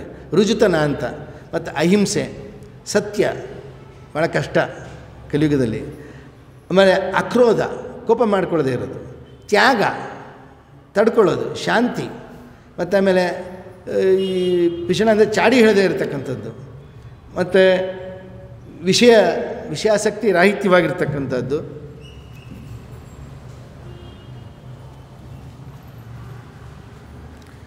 ಆಯಿತಾ. ಮತ್ತು ಮೃದುತನ, ಸೌಮ್ಯ ಸ್ವಭಾವ, ಕೆಟ್ಟ ಕೆಲಸವನ್ನು ಮಾಡೋದಕ್ಕೆ ಸ್ವಲ್ಪ ನಾಚಿಕೆ ಬೇಕು, ಆಯಿತಾ. ಆಮೇಲೆ ಅಚಾಂಚಲ್ಯ, ಸ್ಥಿರತೆ, ತೇಜಸ್ಸು, ಕ್ಷಮಾಗುಣ, ಧೈರ್ಯ, ಶುಚಿತ್ವ, ದ್ರೋಹ ಮಾಡದೇ ಇರತಕ್ಕಂಥದ್ದು, ಅಹಂಕಾರ ಆಯಿತು. ಇದೆಲ್ಲ ದೈವೀ ಸಂಪತ್ತು. ಇದು ಒಬ್ಬ ಮನುಷ್ಯನಿಗಿರುತ್ತದು, ಆಯಿತಾ. ಆದರೆ ಯಾರಿಗೆ ಉತ್ತಮವಾಗಿರ್ತಕ್ಕಂಥ ಭಗವತ್ಪರವಾಗಿರ್ತಕ್ಕಂಥ ಮನುಷ್ಯೋತ್ತಮರ ಕ್ಯಾಟಗರಿಯಿಂದ ಅಂತ ಆರಂಭ ಮಾಡಿಕೊಡ್ರಿ ಅಲ್ಲಿಂದ. ಇನ್ನು ದಂಭೋ ದರ್ಪತಿ ಮಾನಶ್ಚ ಕ್ರೋಧ ಪೌರುಷಮೇವ ಚ. ಇನ್ನು ದಂಭ, ದರ್ಪ, ಅಹಂಕಾರ, ಕ್ರೋಧ, ಮಾತುಗಳಲ್ಲಿ ಒರಟುತನ, ಅಜ್ಞಾನ, ಇದು ಆಸುರಿ ಸಂಪತ್ತಿನಿಂದ ಜನಿಸಿದ ಜೀವರಾಶಿಗಳಲ್ಲಿ ಇರ್ತವೆ. ಈ ದೈವೀ ಸಂಪತ್ತು ಮೋಕ್ಷಕ್ಕೂ, ಆಸುರಿ ಸಂಪತ್ತು ದುಃಖ ಸಂಬಂಧವಾಗಿರ್ತಕ್ಕಂಥ ಅಂಧತಮಸ್ಸಿಗೂ ಕಾರಣ ಆಗತ್ತೆ. ನೀನು ವ್ಯಥಪಡಬೇಡ, ನಿನ್ನಲ್ಲಿ ದೈವೀ ಸಂಪತ್ತಿದೆ ಅಂತ ಹೇಳ್ಬಿಟ್ಟ ಭಗವಂತ ಅರ್ಜುನನಿಗೆ. ನೀನು ಅದರಿಂದ ಕೂಡಿದ ದೈವೀ ಸಂಪತ್ತಿನಿಂದ ಕೂಡಿದ್ಯಾ ಅಂತ ಅರ್ಜುನ ಹೇಳ್ತಾ ಇದ್ದಾನೆ. ಅಲ್ಲ ಕೃಷ್ಣ, ಈಗ ಯಾರು ಶಾಸ್ತ್ರವಿಧಿ ಮುತ್ತುಜ್ಜ ಯಜಂತೆ ಶ್ರದ್ಧೆಯಾನ್ವಿತ, ಯಾರು ಶಾಸ್ತ್ರದ ವಿಧಿಗಳನ್ನು ಮೀರಿ ಶ್ರದ್ಧೆಯಿಂದ ಕೂಡಿ ಪರಮಾತ್ಮನ ಆರಾಧನೆಯನ್ನು ಮಾಡ್ತಾರಲ್ಲ, ಅವರ ಸ್ವಭಾವ ಹೇಗಿರುತ್ತೆ, ಸಾತ್ವಿಕವೋ ರಾಜಸವೋ ತಾಮಸವೋ, ಇದು ನನಗೆ ಸ್ವಲ್ಪ ಸರಿಯಾಗಿ ಹೇಳು ಅಂತ ಭಗವಂತನನ್ನು ಕೇಳ್ಕೊಳ್ತಾ ಇದ್ದಾನೆ. ಮತ್ತು ಹೇಳ್ತಾ ಇದ್ದಾನೆ ಅದಕ್ಕೆ, ನೋಡು, ಸಾತ್ವಿಕರು ದೇವತೆಗಳನ್ನು, ರಾಜಸರು ಯಕ್ಷರಾಕ್ಷಸರನ್ನು, ಉಳಿದವರು ತಾಮಸರು ಪ್ರೇತಗಳನ್ನು ಮತ್ತು ಭೂತಗಳನ್ನು ಉಪಾಸನೆ ಮಾಡ್ತಾರೆ, ಪೂಜೆ ಮಾಡ್ತಾರೆ ಅಂತ ಭಗವಂತ ಹೇಳ್ತಾ ಇದ್ದಾನೆ. ಅದು ಬಹಳ ಸೂಕ್ಷ್ಮವಾದ ವಿಚಾರ ಇದು. ಅವರವರ ಸ್ವಭಾವಕ್ಕೆ ತಕ್ಕಂತೆ ಅವರ ವರ್ತನೆ ಇರುತ್ತೆ. ಎಲ್ಲಿ ಹೋಗಬೇಕು, ನಾವು ಯಾರನ್ನ ಆಶ್ರಯಿಸಬೇಕು, ಯಾರ ಗುರುಗಳ ಪಾದವನ್ನು ಆಶ್ರಯಿಸಿದ ಗುರುಶಬ್ದೋ ಜ್ಞಾನವಾಚಿ ಅಂತ. ನಮಗೆ ಅಜ್ಞಾನವನ್ನು ಕಳೆದು ಸಮೀಚೀನವಾದ ಜ್ಞಾನವನ್ನು ಕೊಟ್ಟು ಭಗವತ್ಪರವಾಗಿರ್ತಕ್ಕಂಥ ಕರ್ಮಗಳನ್ನು ಮಾಡಿಸುವಂತೆ ಪ್ರೇರೇಪಿಸಿ ತನ್ನಿಮಿತ್ತವಾಗಿ ಜ್ಞಾನವನ್ನು ತಂದುಕೊಟ್ಟು ಪರಮಾತ್ಮನ ನೋಡಲಿಕ್ಕೆ ಬೇಕಾಗಂಥ ಮಾರ್ಗವನ್ನು ತೋರಿಸ್ತಾರಲ್ಲ, ಅವರು ನಿಜವಾದ ಗುರುಗಳು. ಅವ್ರು ಯಾರು ಅಂತ ತೀರ್ಮಾನ ಮಾಡೋಕ್ಕೆ ಅದಕ್ಕೂ ಸ್ವಲ್ಪ ಯೋಗ್ಯತೆ ಬೇಕು. ಇದನ್ನು ಹೇಳ್ತಾ ಇದ್ದಾನೆ ಭಗವಂತ. ಇನ್ನು ಸನ್ಯಸ್ತ ಮಹಾಭಾವೋ ತತ್ಪುಚ್ಛಾಮಿ ವೇದಿತಂ. ಎಲೇ ಅರ್ಜುನ ಹೇಳ್ತಾ ಇದ್ದೇನಪ್ಪ ಋಷಿಕೇಶ, ಪರಮಾತ್ಮ ಕೇಳು, ಸನ್ಯಾಸ ಮತ್ತು ತ್ಯಾಗಗಳ ತತ್ವವನ್ನು ನಾನು ತಿಳ್ಕೊಳ್ಳೋಕೆ ಇಷ್ಟಪಡ್ತೀನಪ್ಪ ಅಂದ. ಅದನ್ನು ಪರಮಾತ್ಮ ಹೇಳ್ತಾ ಇದ್ದಾನೆ. ನೋಡು, ಕಾಮನಾರೂಪವಾಗಿರ್ತ ದೋಷ ಇರೋದ್ರಿಂದ ಯಜ್ಞಜ್ಞಾನ ತಪಕರ್ಮಗಳು ಮಾಡಬಾರ್ದು ಅಂತ ಕೆಲವರು ಹೇಳ್ತಾರೆ. ಅಭಿಪ್ರಾಯ ಇಷ್ಟೇ, ಅಲ್ಲಿ ತ್ಯಾಜ್ಯಂ ದೋಷ ವಿದ್ಯೇಕ ಕರ್ಮ ಪ್ರಾಹುರ್ ಮನೀಷಿನ ಕೆಲವರು ಅಂತಾರೆ. ಯಾಕೆಂದರೆ ಅಪೇಕ್ಷೆ ಇರುತ್ತಲ್ಲ, ಅಪೇಕ್ಷೆ ಇಟ್ಕೊಂಡು ನಾವು ಯಜ್ಞಯಾಗಾದಿಗಳನ್ನು ಮಾಡ್ತಾಯಿರ್ತೀವಿ, ದಾನ ಮಾಡ್ತೀವಿ, ತಪಸ್ಸು ಇದೆಲ್ಲ. ಕೆಲವರು ಇದನ್ನು ಮಾಡಬಾರ್ದು ಅಂತ ಹೇಳ್ತಾರೆ. ಇನ್ನು ಜ್ಞಾನ ತಪ ಕರ್ಮಗಳನ್ನು ಪರಿತ್ಯಾಗ ಮಾಡಬಾರ್ದು, ಫಲಕಾಮನೆಯನ್ನು ಮಾತ್ರ ಪರಿತ್ಯಾಗ ಮಾಡಬೇಕು ಅಂತ ಕೆಲವರು ಹೇಳ್ತಾರೆ. ಇದರ ಅಭಿಪ್ರಾಯ ಸರಿ. ಇದು ಬಿಟ್ಬಿಡು, ತ್ಯಾಗದ ವಿಚಾರದಲ್ಲಿ ಇಂಥ ತ್ಯಾಗವನ್ನೇ ಮಾಡಬಾರ್ದು, ಇದರಲ್ಲಿ ನನ್ನ ಅಭಿಪ್ರಾಯ ಏನಿದೆ ಅದನ್ನು ಕೇಳೋದು ಮುಖ್ಯ. ಇದು ಯಜ್ಞದಾನ ತಪ ನತಾಜ್ಯಂ ಕಾರ್ಯಮೇವ ತತ್. ಯಜ್ಞ ದಾನ ತಪಸ್ಸು ಜ್ಞಾನಿಗಳ ದೃಷ್ಟಿಯಲ್ಲಿ ಪವಿತ್ರವಾಗಿರ್ತಕ್ಕಂಥದ್ದು. ಅವುಗಳನ್ನು ಪರಿತ್ಯಾಗ ಮಾಡಬೇಕು. ಅಂದರೆ ಏನು, ಫಲಾಪೇಕ್ಷೆ ಇಲ್ಲದೆ ಮಾಡಬೇಕು. ಈ ಕರ್ಮಗಳನ್ನು ಫಲಾಪೇಕ್ಷೆ ರಾಹಿತವಾಗಿ ಮಾಡಿದಾಗ ಫಲಗಳಲ್ಲಿ ಉದಾಸೀನತೆ ಮಾಡಬೇಕು ಅಂತ ಅಭಿಪ್ರಾಯ. ಇದು ಮೇ ನಿಶ್ಚಿತಂ ಮತಮುತ್ತಮಂ ಮೇಮತಂ, ನನ್ನ ಅಭಿಪ್ರಾಯ ಅಂತ ಹೇಳ್ತಾ ಇದ್ದಾನೆ ದೇವರು. ಅಂದರೆ ಏನು, ಕರ್ಮಗಳಲ್ಲಿ ಉದಾಸೀನತೆ ಅಂದರೆ ಏನು ಅಭಿಪ್ರಾಯ ಅಂತಂದರೆ, ಏನೋ ಒಂದು ಕರ್ಮವನ್ನು ಅಪೇಕ್ಷೆ ಇಟ್ಕೊಂಡು ನಾವು ಮಾಡಿರ್ತೀವಿ, ಭಗವತ್ ಪರವಾಗಿರ್ತಕ್ಕಂಥ ಕರ್ಮವನ್ನು ಅಂತ ಇಟ್ಕೊಳ್ರಿ, ಅದರಲ್ಲಿ ಫಲವನ್ನು ಏನು ಅಪೇಕ್ಷೆ ಇಟ್ಕೊಂಡು ಮಾಡಿರ್ತೀವಿ ಅದು ನಮ್ಮಂತೆ ಆಗಿರಲ್ಲ. ತಾವತ್ತ ಆ ಕರ್ಮ ಮಾಡಬೇಕು ಅಂತ ಹೇಳಿದಂಥ ವಿಧಿಯಲ್ಲೇ ದೋಷ ಇದೆ ಅಂತಲ್ಲ, ಕರ್ಮ ಮಾಡುವಾಗ ಅನೇಕ ದೋಷಗಳನ್ನ ನಾವು ಮಾಡಿರ್ತೀವಿ, ಅದ್ರ ಬಗ್ಗೆ ಯೋಚನೆ ಮಾಡಿರಲ್ಲ, ಅಥವಾ ಏನು ಮಾಡೇ ಇರಲ್ಲ. ಕೆಲವು ಸತಿ ನಮಗೆ ಒಳ್ಳೇದಾಗೋಗಿರುತ್ತೆ. ಇದನ್ನು ವಿಚಾರ ಮಾಡಿರಿ. ಯಾರು ನಮಗೆ ಒಳ್ಳೇದಾಯಿತು ಅಂತ ಜ್ಯೋತಿಷ್ಕಾರ ಹತ್ರ ಜಾತಕ ಇಟ್ಕೊಂಡು ಕೇಳ್ತಾರಾ, ನನಗೆ ಯಾಕೆ ಇಷ್ಟೊಂದು ದುಡ್ಡು ಬಂದುಬಿಡ್ತು, ಇದ್ದಕ್ಕಿದ್ದಂಗೆ ಯಾರೋ 5 ಲಕ್ಷ ರೂಪಾಯಿ ಕೊಟ್ಬಿಟ್ಟಿದ್ದಾರೆ ಆಚಾರ, ಯಾಕೆ ಬಂದಿದೆ ಸ್ವಲ್ಪ ನೋಡಿ ಹೇಳಿ ಅಂತ ಯಾರು ಹೇಳ್ತಾರಾ? ಖಂಡಿತ ಯಾರೂ ಹೋಗಲ್ಲ. ಏನಾದ್ರು ತೊಂದರೆ ಆದಾಗ ಮಾತ್ರ ಹೋಗ್ತಾರೆ. ಅಂದ್ರೇನು ಅಭಿಪ್ರಾಯ, ಎರಡೂ ಭಗವದ್ ಅನುಗ್ರಹದಿಂದ ಬಂದಿದ್ದು ಅಂತ. ನಾವೇನು ಅನುಭವಿಸ್ತಾ ಇದ್ದೀವಿ ಸುಖ, ಅದು ಬರಬೇಕಾದ್ರೂ ಭಗವಂತನ ಅನುಗ್ರಹ. ಅದಕ್ಕೆ ಕೆಲವು ಕಾರಣಗಳನ್ನು ದೇವರು ಕೊಡ್ತಾನೆ. ಆದ್ದರಿಂದ ಎರಡು ಇದೆಯಲ್ಲ, ಸುಖ ದುಃಖಂ ಸಮೀಕೃತ್ಯ, ಅದನ್ನು ಗೀತೆಯಲ್ಲಿ ಹೇಳಿದಂತೆ ಅದ್ರ ಉದಾಸೀನತೆ ಅದು ಬಂತು, ಭಗವದಿಚ್ಛೆ ಇತ್ತು ಬಂತು, ಭಗವದಿಚ್ಛೆ ಇತ್ತು ಹೋಯಿತು, ಇಷ್ಟೇ. ಈ ಅಭಿಪ್ರಾಯ ಇರಬೇಕು ಅಂತ ಆ ನಿರ್ಣಯವನ್ನು ಭಗವಂತನಾಗಿರ್ತಕ್ಕಂಥವನು ಕೊಡ್ತಾ ಇದ್ದಾನೆ. ಇಷ್ಟೆಲ್ಲ ಭಗವಂತ ತಾನು ಅತ್ಯಂತ ಅದ್ಭುತವಾಗಿರ್ತಕ್ಕಂಥ ಈ ಗೀತಾ ಭಾಗ ಏನು ಬಂದಿದೆ ಇಲ್ಲಿ ನಮ್ಮ ಭೀಷ್ಮ ಪರ್ವದಲ್ಲಿ ಅದನ್ನು ಭಾಳ ಸಂಕ್ಷಿಪ್ತವಾಗಿ ಇಲ್ಲಿ ತಿಳಿಸಿ ಮುಂದೆ ಯುದ್ಧದ ಪ್ರಸಂಗ ಹೇಗೆ ಎಲ್ಲರೂ ತಯಾರಾಗಿದ್ದಾರೆ ಯುದ್ಧಕ್ಕೆ ಹೇಳ್ತಾ ಇದ್ದಾರಲ್ಲಿ. ಸಂಜಯ್ ಹೇಳ್ತಾ ಇದ್ದಾನೆ ಧೃತರಾಷ್ಟ್ರನಿಗೆ, ಗಾಂಡೀವ ಧನಸ್ಸು ಬಾಣಗಳನ್ನು ಹಿಡಿದಿರ್ತಕ್ಕಂಥ ಯಾರು ಅರ್ಜುನ ಏನು ಮಾಡ್ತಾ ಇದ್ದಾನೋ ಅವನು ನೋಡಿ ಮಹಾರಥಿಕರು ಎಲ್ಲರೂ ಸಹ ಅವರು ನಾದವನ್ನು ಮಾಡ್ತಾ ಇದ್ದಾರಂತೆ. ಉತ್ಸಾಹ ಬರ್ತಾ ಇದೆ ಯುದ್ಧ ಮಾಡಲಿಕ್ಕೋಸ್ಕರವಾಗಿ. ಪಾಂಡವರು ಅವರಿರ್ತಕ್ಕಂಥ ಇನ್ನೆಲ್ಲರೂ ಅವರ ಅನುಯಾಯಿಗಳಾಗಿರ್ತಕ್ಕಂಥ ಎಲ್ಲರೂ ಸಮುದ್ರದಿಂದ ಹುಟ್ಟಿರ್ತಕ್ಕಂಥ ಶಂಖವನ್ನು ತಾವು ಧ್ವನಿಯನ್ನು ಮಾಡ್ತಾ ಇದ್ದಾರಲ್ಲಿ. ಅನೇಕ ಬೇರೆ ತಾಡನೆಗಳು ಇತ್ಯಾದಿಗಳಾಗಿದ್ದಾವೆ. ಆವಾಗ ಅಂತ ಇದ್ದಾನೆ, ಅಪ್ಪ ಧೃತರಾಷ್ಟ್ರ ಕೇಳು, ಯಾವ ಧರ್ಮರಾಜ ತಾನು ಯುದ್ಧಕ್ಕೆ ಸನ್ನಿದ್ಧನಾಗಿ ಮುಂದುವರಿತಾ ಇರತಕ್ಕಂಥ ಒಂದು ಸಾಗರ ಸದೃಶವಾಗಿರ್ತಕ್ಕಂಥ ಜನಸ್ತುಂಬ 18 ಅಕ್ಷೋಹಿಣಿ ಸೈನ್ಯ ಏಕಕಾಲದಲ್ಲಿದೆ. ನೋಡಿ ಧರ್ಮರಾಜ ಏನು ಮಾಡ್ದ ಆ ಸಂದರ್ಭದಲ್ಲಿ ಒಂದು ಅದ್ಭುತವಾದ ವಿಚಾರವನ್ನು ಭೀಷ್ಮಪುರದಲ್ಲಿ ತಿಳಿಸ್ತಾ ಇದ್ದಾರೆ. ಹೋದನಂತೆ ಇವನು ಎಲ್ಲ ಸಂದಿಗ್ಧನಾಗಿ ಬಂದುಬಿಟ್ಟಿದ್ದಾನೆ, ಕವಚಗಳು ಇತ್ಯಾದಿಗಳೆಲ್ಲ ಧಾರಣೆ ಮಾಡಿಕೊಂಡು ಎಲ್ಲ ಒಂದೊಂದೇ ತೆಗಿತಾ ಇದ್ದಾನಂತೆ. ಕಿರೀಟ ತೆಗೆದ, ಕವಚ ತೆಗೆದ, ಕುಂಡಲಗಳನ್ನು ತೆಗೆದ, ಎಲ್ಲ ತೆಗೆದ, ಮತ್ತು ಆಯುಧಗಳನ್ನು ಕೆಳಗಿಟ್ಟ, ತನ್ನ ಕೈಗಳನ್ನು ಜೋಡಿಸ್ಕೊಳ್ತಾ ಇದ್ದಾನೆ. 2 ಕೈಯನ್ನು ಮುಗಿದು ರಥದಿಂದ ಇಳಿದ, ನಡ್ಕೊಂಡು ಹೋಗ್ತಾ ಇದ್ದಾನಂತೆ. ಎಲ್ಲಿ ಹೋಗ್ತಾ ಇದ್ದಾನೆ? ತನ್ನ ಪಿತಾಮಹರಾಗಿರ್ತಕ್ಕಂಥ ಭೀಷ್ಮಾಚಾರ್ಯ ಹತ್ರ ಹೋಗ್ತಾ ಇದ್ದಾನೆ. ಸಂದರ್ಭ ಹೇಗಿದೆ ನೋಡಿ, ಯುದ್ಧಕ್ಕೆ ಸನ್ನಿಹಿತನಾಗಿದ್ದಾರೆ ಎಲ್ಲರೂ, ಎರಡೂ ಕಡೆ ಸೈನ್ಯ. ಇವನು ಭೀಷ್ಮಾಚಾರ್ಯ ಹತ್ರ ಹೋಗ್ತಾ ಇದ್ದಾನೆ. ಆಗ ಅರ್ಜುನ ನೋಡ್ತಾನೆ ಅವನನ್ನು. ನೋಡಿ ತಕ್ಷಣ ತಾನು ಇಳಿದು ತನ್ನ ಅಣ್ಣನ ಜೊತೆ ಹೋಗ್ತಾನೆ. ಏನಾಗಿದೆ ಇವನಿಗೆ? ಇವಾಗ ಯುದ್ಧ ಮಾಡಬೇಕು, ನಾವೆಲ್ಲ ಇಷ್ಟೊತ್ತವರೆಗೂ ನನಗೆ ಜ್ಞಾನ ಇತ್ತು, ದೇವರು ಉಪದೇಶ ಮಾಡ್ದ, ಇವನಿಗೇನಾಯ್ತು ಇವಾಗ? ಅವನಿಂದ ಹೋಗ್ತಾ ಇದ್ದಾನಂತ ಆಯ್ತು. ಆಗ ಅನೇಕ ರಾಜರುಗಳು ಇವನು ಹಿಂಬಾಲಿಸ್ತಾ ಇದ್ದಾರಂತೆ. ಏನು ಮಾಡ್ತಾನೆ ಧರ್ಮರಾಜ ನೋಡಬೇಕು ಅಂತ ಕೇಳ್ತಾ ಇದ್ದಾನೆ ಅರ್ಜುನ. ರಾಜ ಧರ್ಮರಾಜ, ಏನು ನಿನ್ನ ಅಭಿಪ್ರಾಯ ಏನು? ನಮ್ಮನ್ನು ಬಿಟ್ಟು ನೀನು ಶತ್ರು ಸೈನ್ಯದ ಕಡೆ ಹೋಗ್ತಾ ಇದ್ದೀಯ, ನಿನ್ನ ಮನಸ್ಸಲ್ಲಿ ಏನಿದೆ ಅಂತ. ಭೀಮಸೇನ ದೇವರು ಅಂದರು, ಅಲ್ಲಪ್ಪ ನೀನು ಕವಚ ಎಲ್ಲ ಬಿಚ್ಚಿಟ್ಟಿದೆಯಾ, ನಿನ್ನ ಸಹೋದರನ ಬಿಟ್ಟು ಹೋಗ್ತಾ ಇದೆಯಾ, ನೀನು ಶತ್ರು ಸೈನ್ಯದ ಅವರೆಲ್ಲ ಯುದ್ಧಕ್ಕೆ ತಯಾರಾಗಿದ್ದಾರೆ, ಅವ್ರ ಕಡೆಗೆ ಹೋಗ್ತೀವಿ, ಎಲ್ಲಿ ಹೋಗ್ತಾ ಇದೆಯಾ, ನಿನ್ನ ಅಭಿಪ್ರಾಯ ಏನು? ನಕುಲ ಕೇಳ್ತಾ ಇದ್ದಾನೆ, ನೀನೀಗ ಮಾಡ್ತಾ ಇರೋದು ನನ್ನ ಮನಸ್ಸು ಭಯ ಆಗ್ತಾ ಇದೆ, ನೀನು ಏನು ಹೋಗ್ಬಿಟ್ಟು ಮತ್ತೇನು ಅವರು ಶರಣಾಗತನಾಗ್ಬಿಡ್ತೀಯೇನೋ ನೀನು ಅಂತ. ಅತ್ಯಂತ ಭಯಂಕರವಾಗಿರ್ತಕ್ಕಂಥ ಯುದ್ಧ ಬಂದಿದೆ ಇವಾಗ. ಅಲ್ಲಿ ಯುದ್ಧವನ್ನು ಮಾಡಬೇಕಾದ್ರೆ ಶತ್ರುಗಳಿಗೆ ಅಭಿಮುಖವಾಗಿ ನೀನು ಎಲ್ಲಿ ಹೋಗ್ತಾ ಇದೆಯಪ್ಪ ಅಂತ ಸಹದೇವ ಕೇಳ್ತಾ ಇದ್ದಾನೆ. ಆವಾಗ ಕೃಷ್ಣ ಹೇಳ್ತಾ ನಗ್ತಾ ಇದ್ದಾನಂತೆ. ಇವ್ರನ್ನೆಲ್ಲ ನೋಡಿಬಿಟ್ಟು ಮಾತಂತ ಇದ್ದಾನಲ್ಲಿ, ಅಭಿಪ್ರಾಯಸ್ಸು ವಿಜ್ಞಾತೋಮಯತಿ ಪ್ರಹಸನ್ ಇವ ನಗ್ತಾ ಇದ್ದಾನಂತವರು. ನಿನ್ನ ಅಭಿಪ್ರಾಯ ನನಗೆ ಗೊತ್ತಾಗಿದೆ ಧರ್ಮರಾಜ, ನೀನು ಯಾಕೆ ಹೋಗ್ತಾ ಇದೆಯಾ ಅಂತ ಸುಮ್ಮನಿದ್ದ ಅವನು. ಧರ್ಮರಾಜ ಭೀಷ್ಮಾಚಾರ್ಯ, ದ್ರೋಣಾಚಾರ್ಯ, ಕೃಪಾಚಾರ್ಯ, ಶಲ್ಯ ಎಲ್ಲರ ಅನುಮತಿಯನ್ನು ಪಡೆದು ಯುದ್ಧ ಮಾಡಲಿಕ್ಕೆ ಹೊರಡ್ತಾ ಇದ್ದಾನೆ ಅಂತ ಕೃಷ್ಣ ಹೇಳಿದಂಥವನು. ಇನ್ನು ಅಭಿಪ್ರಾಯ ಇದಿದೆ ಅಂತ. ಯಾಕೆಂದರೆ ಇವರೆಲ್ಲ ಗುರುಸ್ಥಾನದಲ್ಲಿರ್ತಕ್ಕಂಥವ್ರು, ತಂದೆ ಸ್ಥಾನದಲ್ಲಿರ್ತಕ್ಕಂಥವ್ರು, ಸೋದರ ಮಾವ ಒಬ್ಬ ಶಲ್ಯ, ಅಂದರೆ ಎದುರು ಪಕ್ಷದಲ್ಲಿದ್ದಾರೆ ಅವರು. ಆದರೂ ಅವ್ರ ಅನುಮತಿಯನ್ನು ನಾನು ಸ್ವೀಕಾರ ಮಾಡಬೇಕು ಅಂತ ಹಿರಿಯರ ಅನುಮತಿಯನ್ನು ಶಾಸ್ತ್ರೋಕ್ತವಾಗಿ ಜೀವತೋ ವಾಕ್ಯಕರಣ ಪ್ರತ್ಯಬ್ಧಂ ಭೂರಿ ಭೋಜನಾತ್ ಗಯಾಯಾಮ್ ಪಿಂಡದಾನಶ್ಚ ತ್ರಿವಿಪುತ್ರಸ್ಯ ಪುತ್ರತ, ಇದನ್ನು ಮಾಡಿ ತೋರಿಸಿದವನು ಧರ್ಮರಾಜ. ದೊಡ್ಡವ್ರ ಮಾತು ಕೇಳಬೇಕು, ನಾನು ಅವ್ರ ಅನುಮತಿಯನ್ನು ಕೇಳಬೇಕು, ಇದನ್ನು ತಿಳಿಸ್ಕೊಟ್ಟವನವನು. ಶಾಸ್ತ್ರೋಕ್ತವಾಗಿ ಪಡೆದು ಅವ್ರ ಜೊತೆ ಯುದ್ಧವನ್ನು ಮಾಡಿದ್ರೆ ಅವನಿಗೆ ಯುದ್ಧದಲ್ಲಿ ಖಂಡಿತವಾಗಿ ಯಶಸ್ಸು ಸಿಗುತ್ತೆ. ಈ ತತ್ವವನ್ನು ತಿಳಿಸೋದಕ್ಕೋಸ್ಕರ ಹೋಗ್ತಾ ಇದ್ದಾನೆ. ಆಗ ಯಾವಾಗ ಧರ್ಮರಾಜ ಈ ರೀತಿ ಬರ್ತಾ ಇದ್ದಾನೆ, ದುರ್ಯೋಧನರ ಕಡೆಯವರು ಅವರೆಲ್ಲ ಹಾಹಾಕಾರ ಶುರು ಮಾಡಿಬಿಟ್ರು. ಓ ಇವನೇನೋ ಎದುರ್ಕೊಂಡು ಬರ್ತಾ ಇದ್ದಾನೆ, ಇವನು ಆಗೋಯ್ತು, ಇವನು ಪ್ರಾಯಶಃ ನಮ್ಮ ಸೈನ್ಯ ನೋಡಿ ನಡಗಿಬಿಟ್ಟಿದ್ದಾನೆ, ಇವನು ನಾವೆಲ್ಲ ಅತಿರಥ ಮಹಾರಥರಿದ್ದೇವೆ, ವ್ಯಕ್ತಂ ಭೀತ ಇವಾಭ್ಯತಿ ಹೇಳಿಬಿಟ್ರು ಅವರು. ತಮ್ಮಂದ್ರಿಗೆ ಸ್ಪಷ್ಟವಾಗಿ ಇವನು ಭೀತನಾಗಿ ರಕ್ಷಣೆಗೋಸ್ಕರ ಬರ್ತಾ ಇದ್ದಾನೆ, ಯುದ್ಧ ಮಾಡೋ ಪ್ರಸಕ್ತಿ ಇಲ್ಲ ನಮಗೆ ಅಂತ ತೀರ್ಮಾನ ಮಾಡ್ಕೊಂಡ್ಬಿಟ್ರು.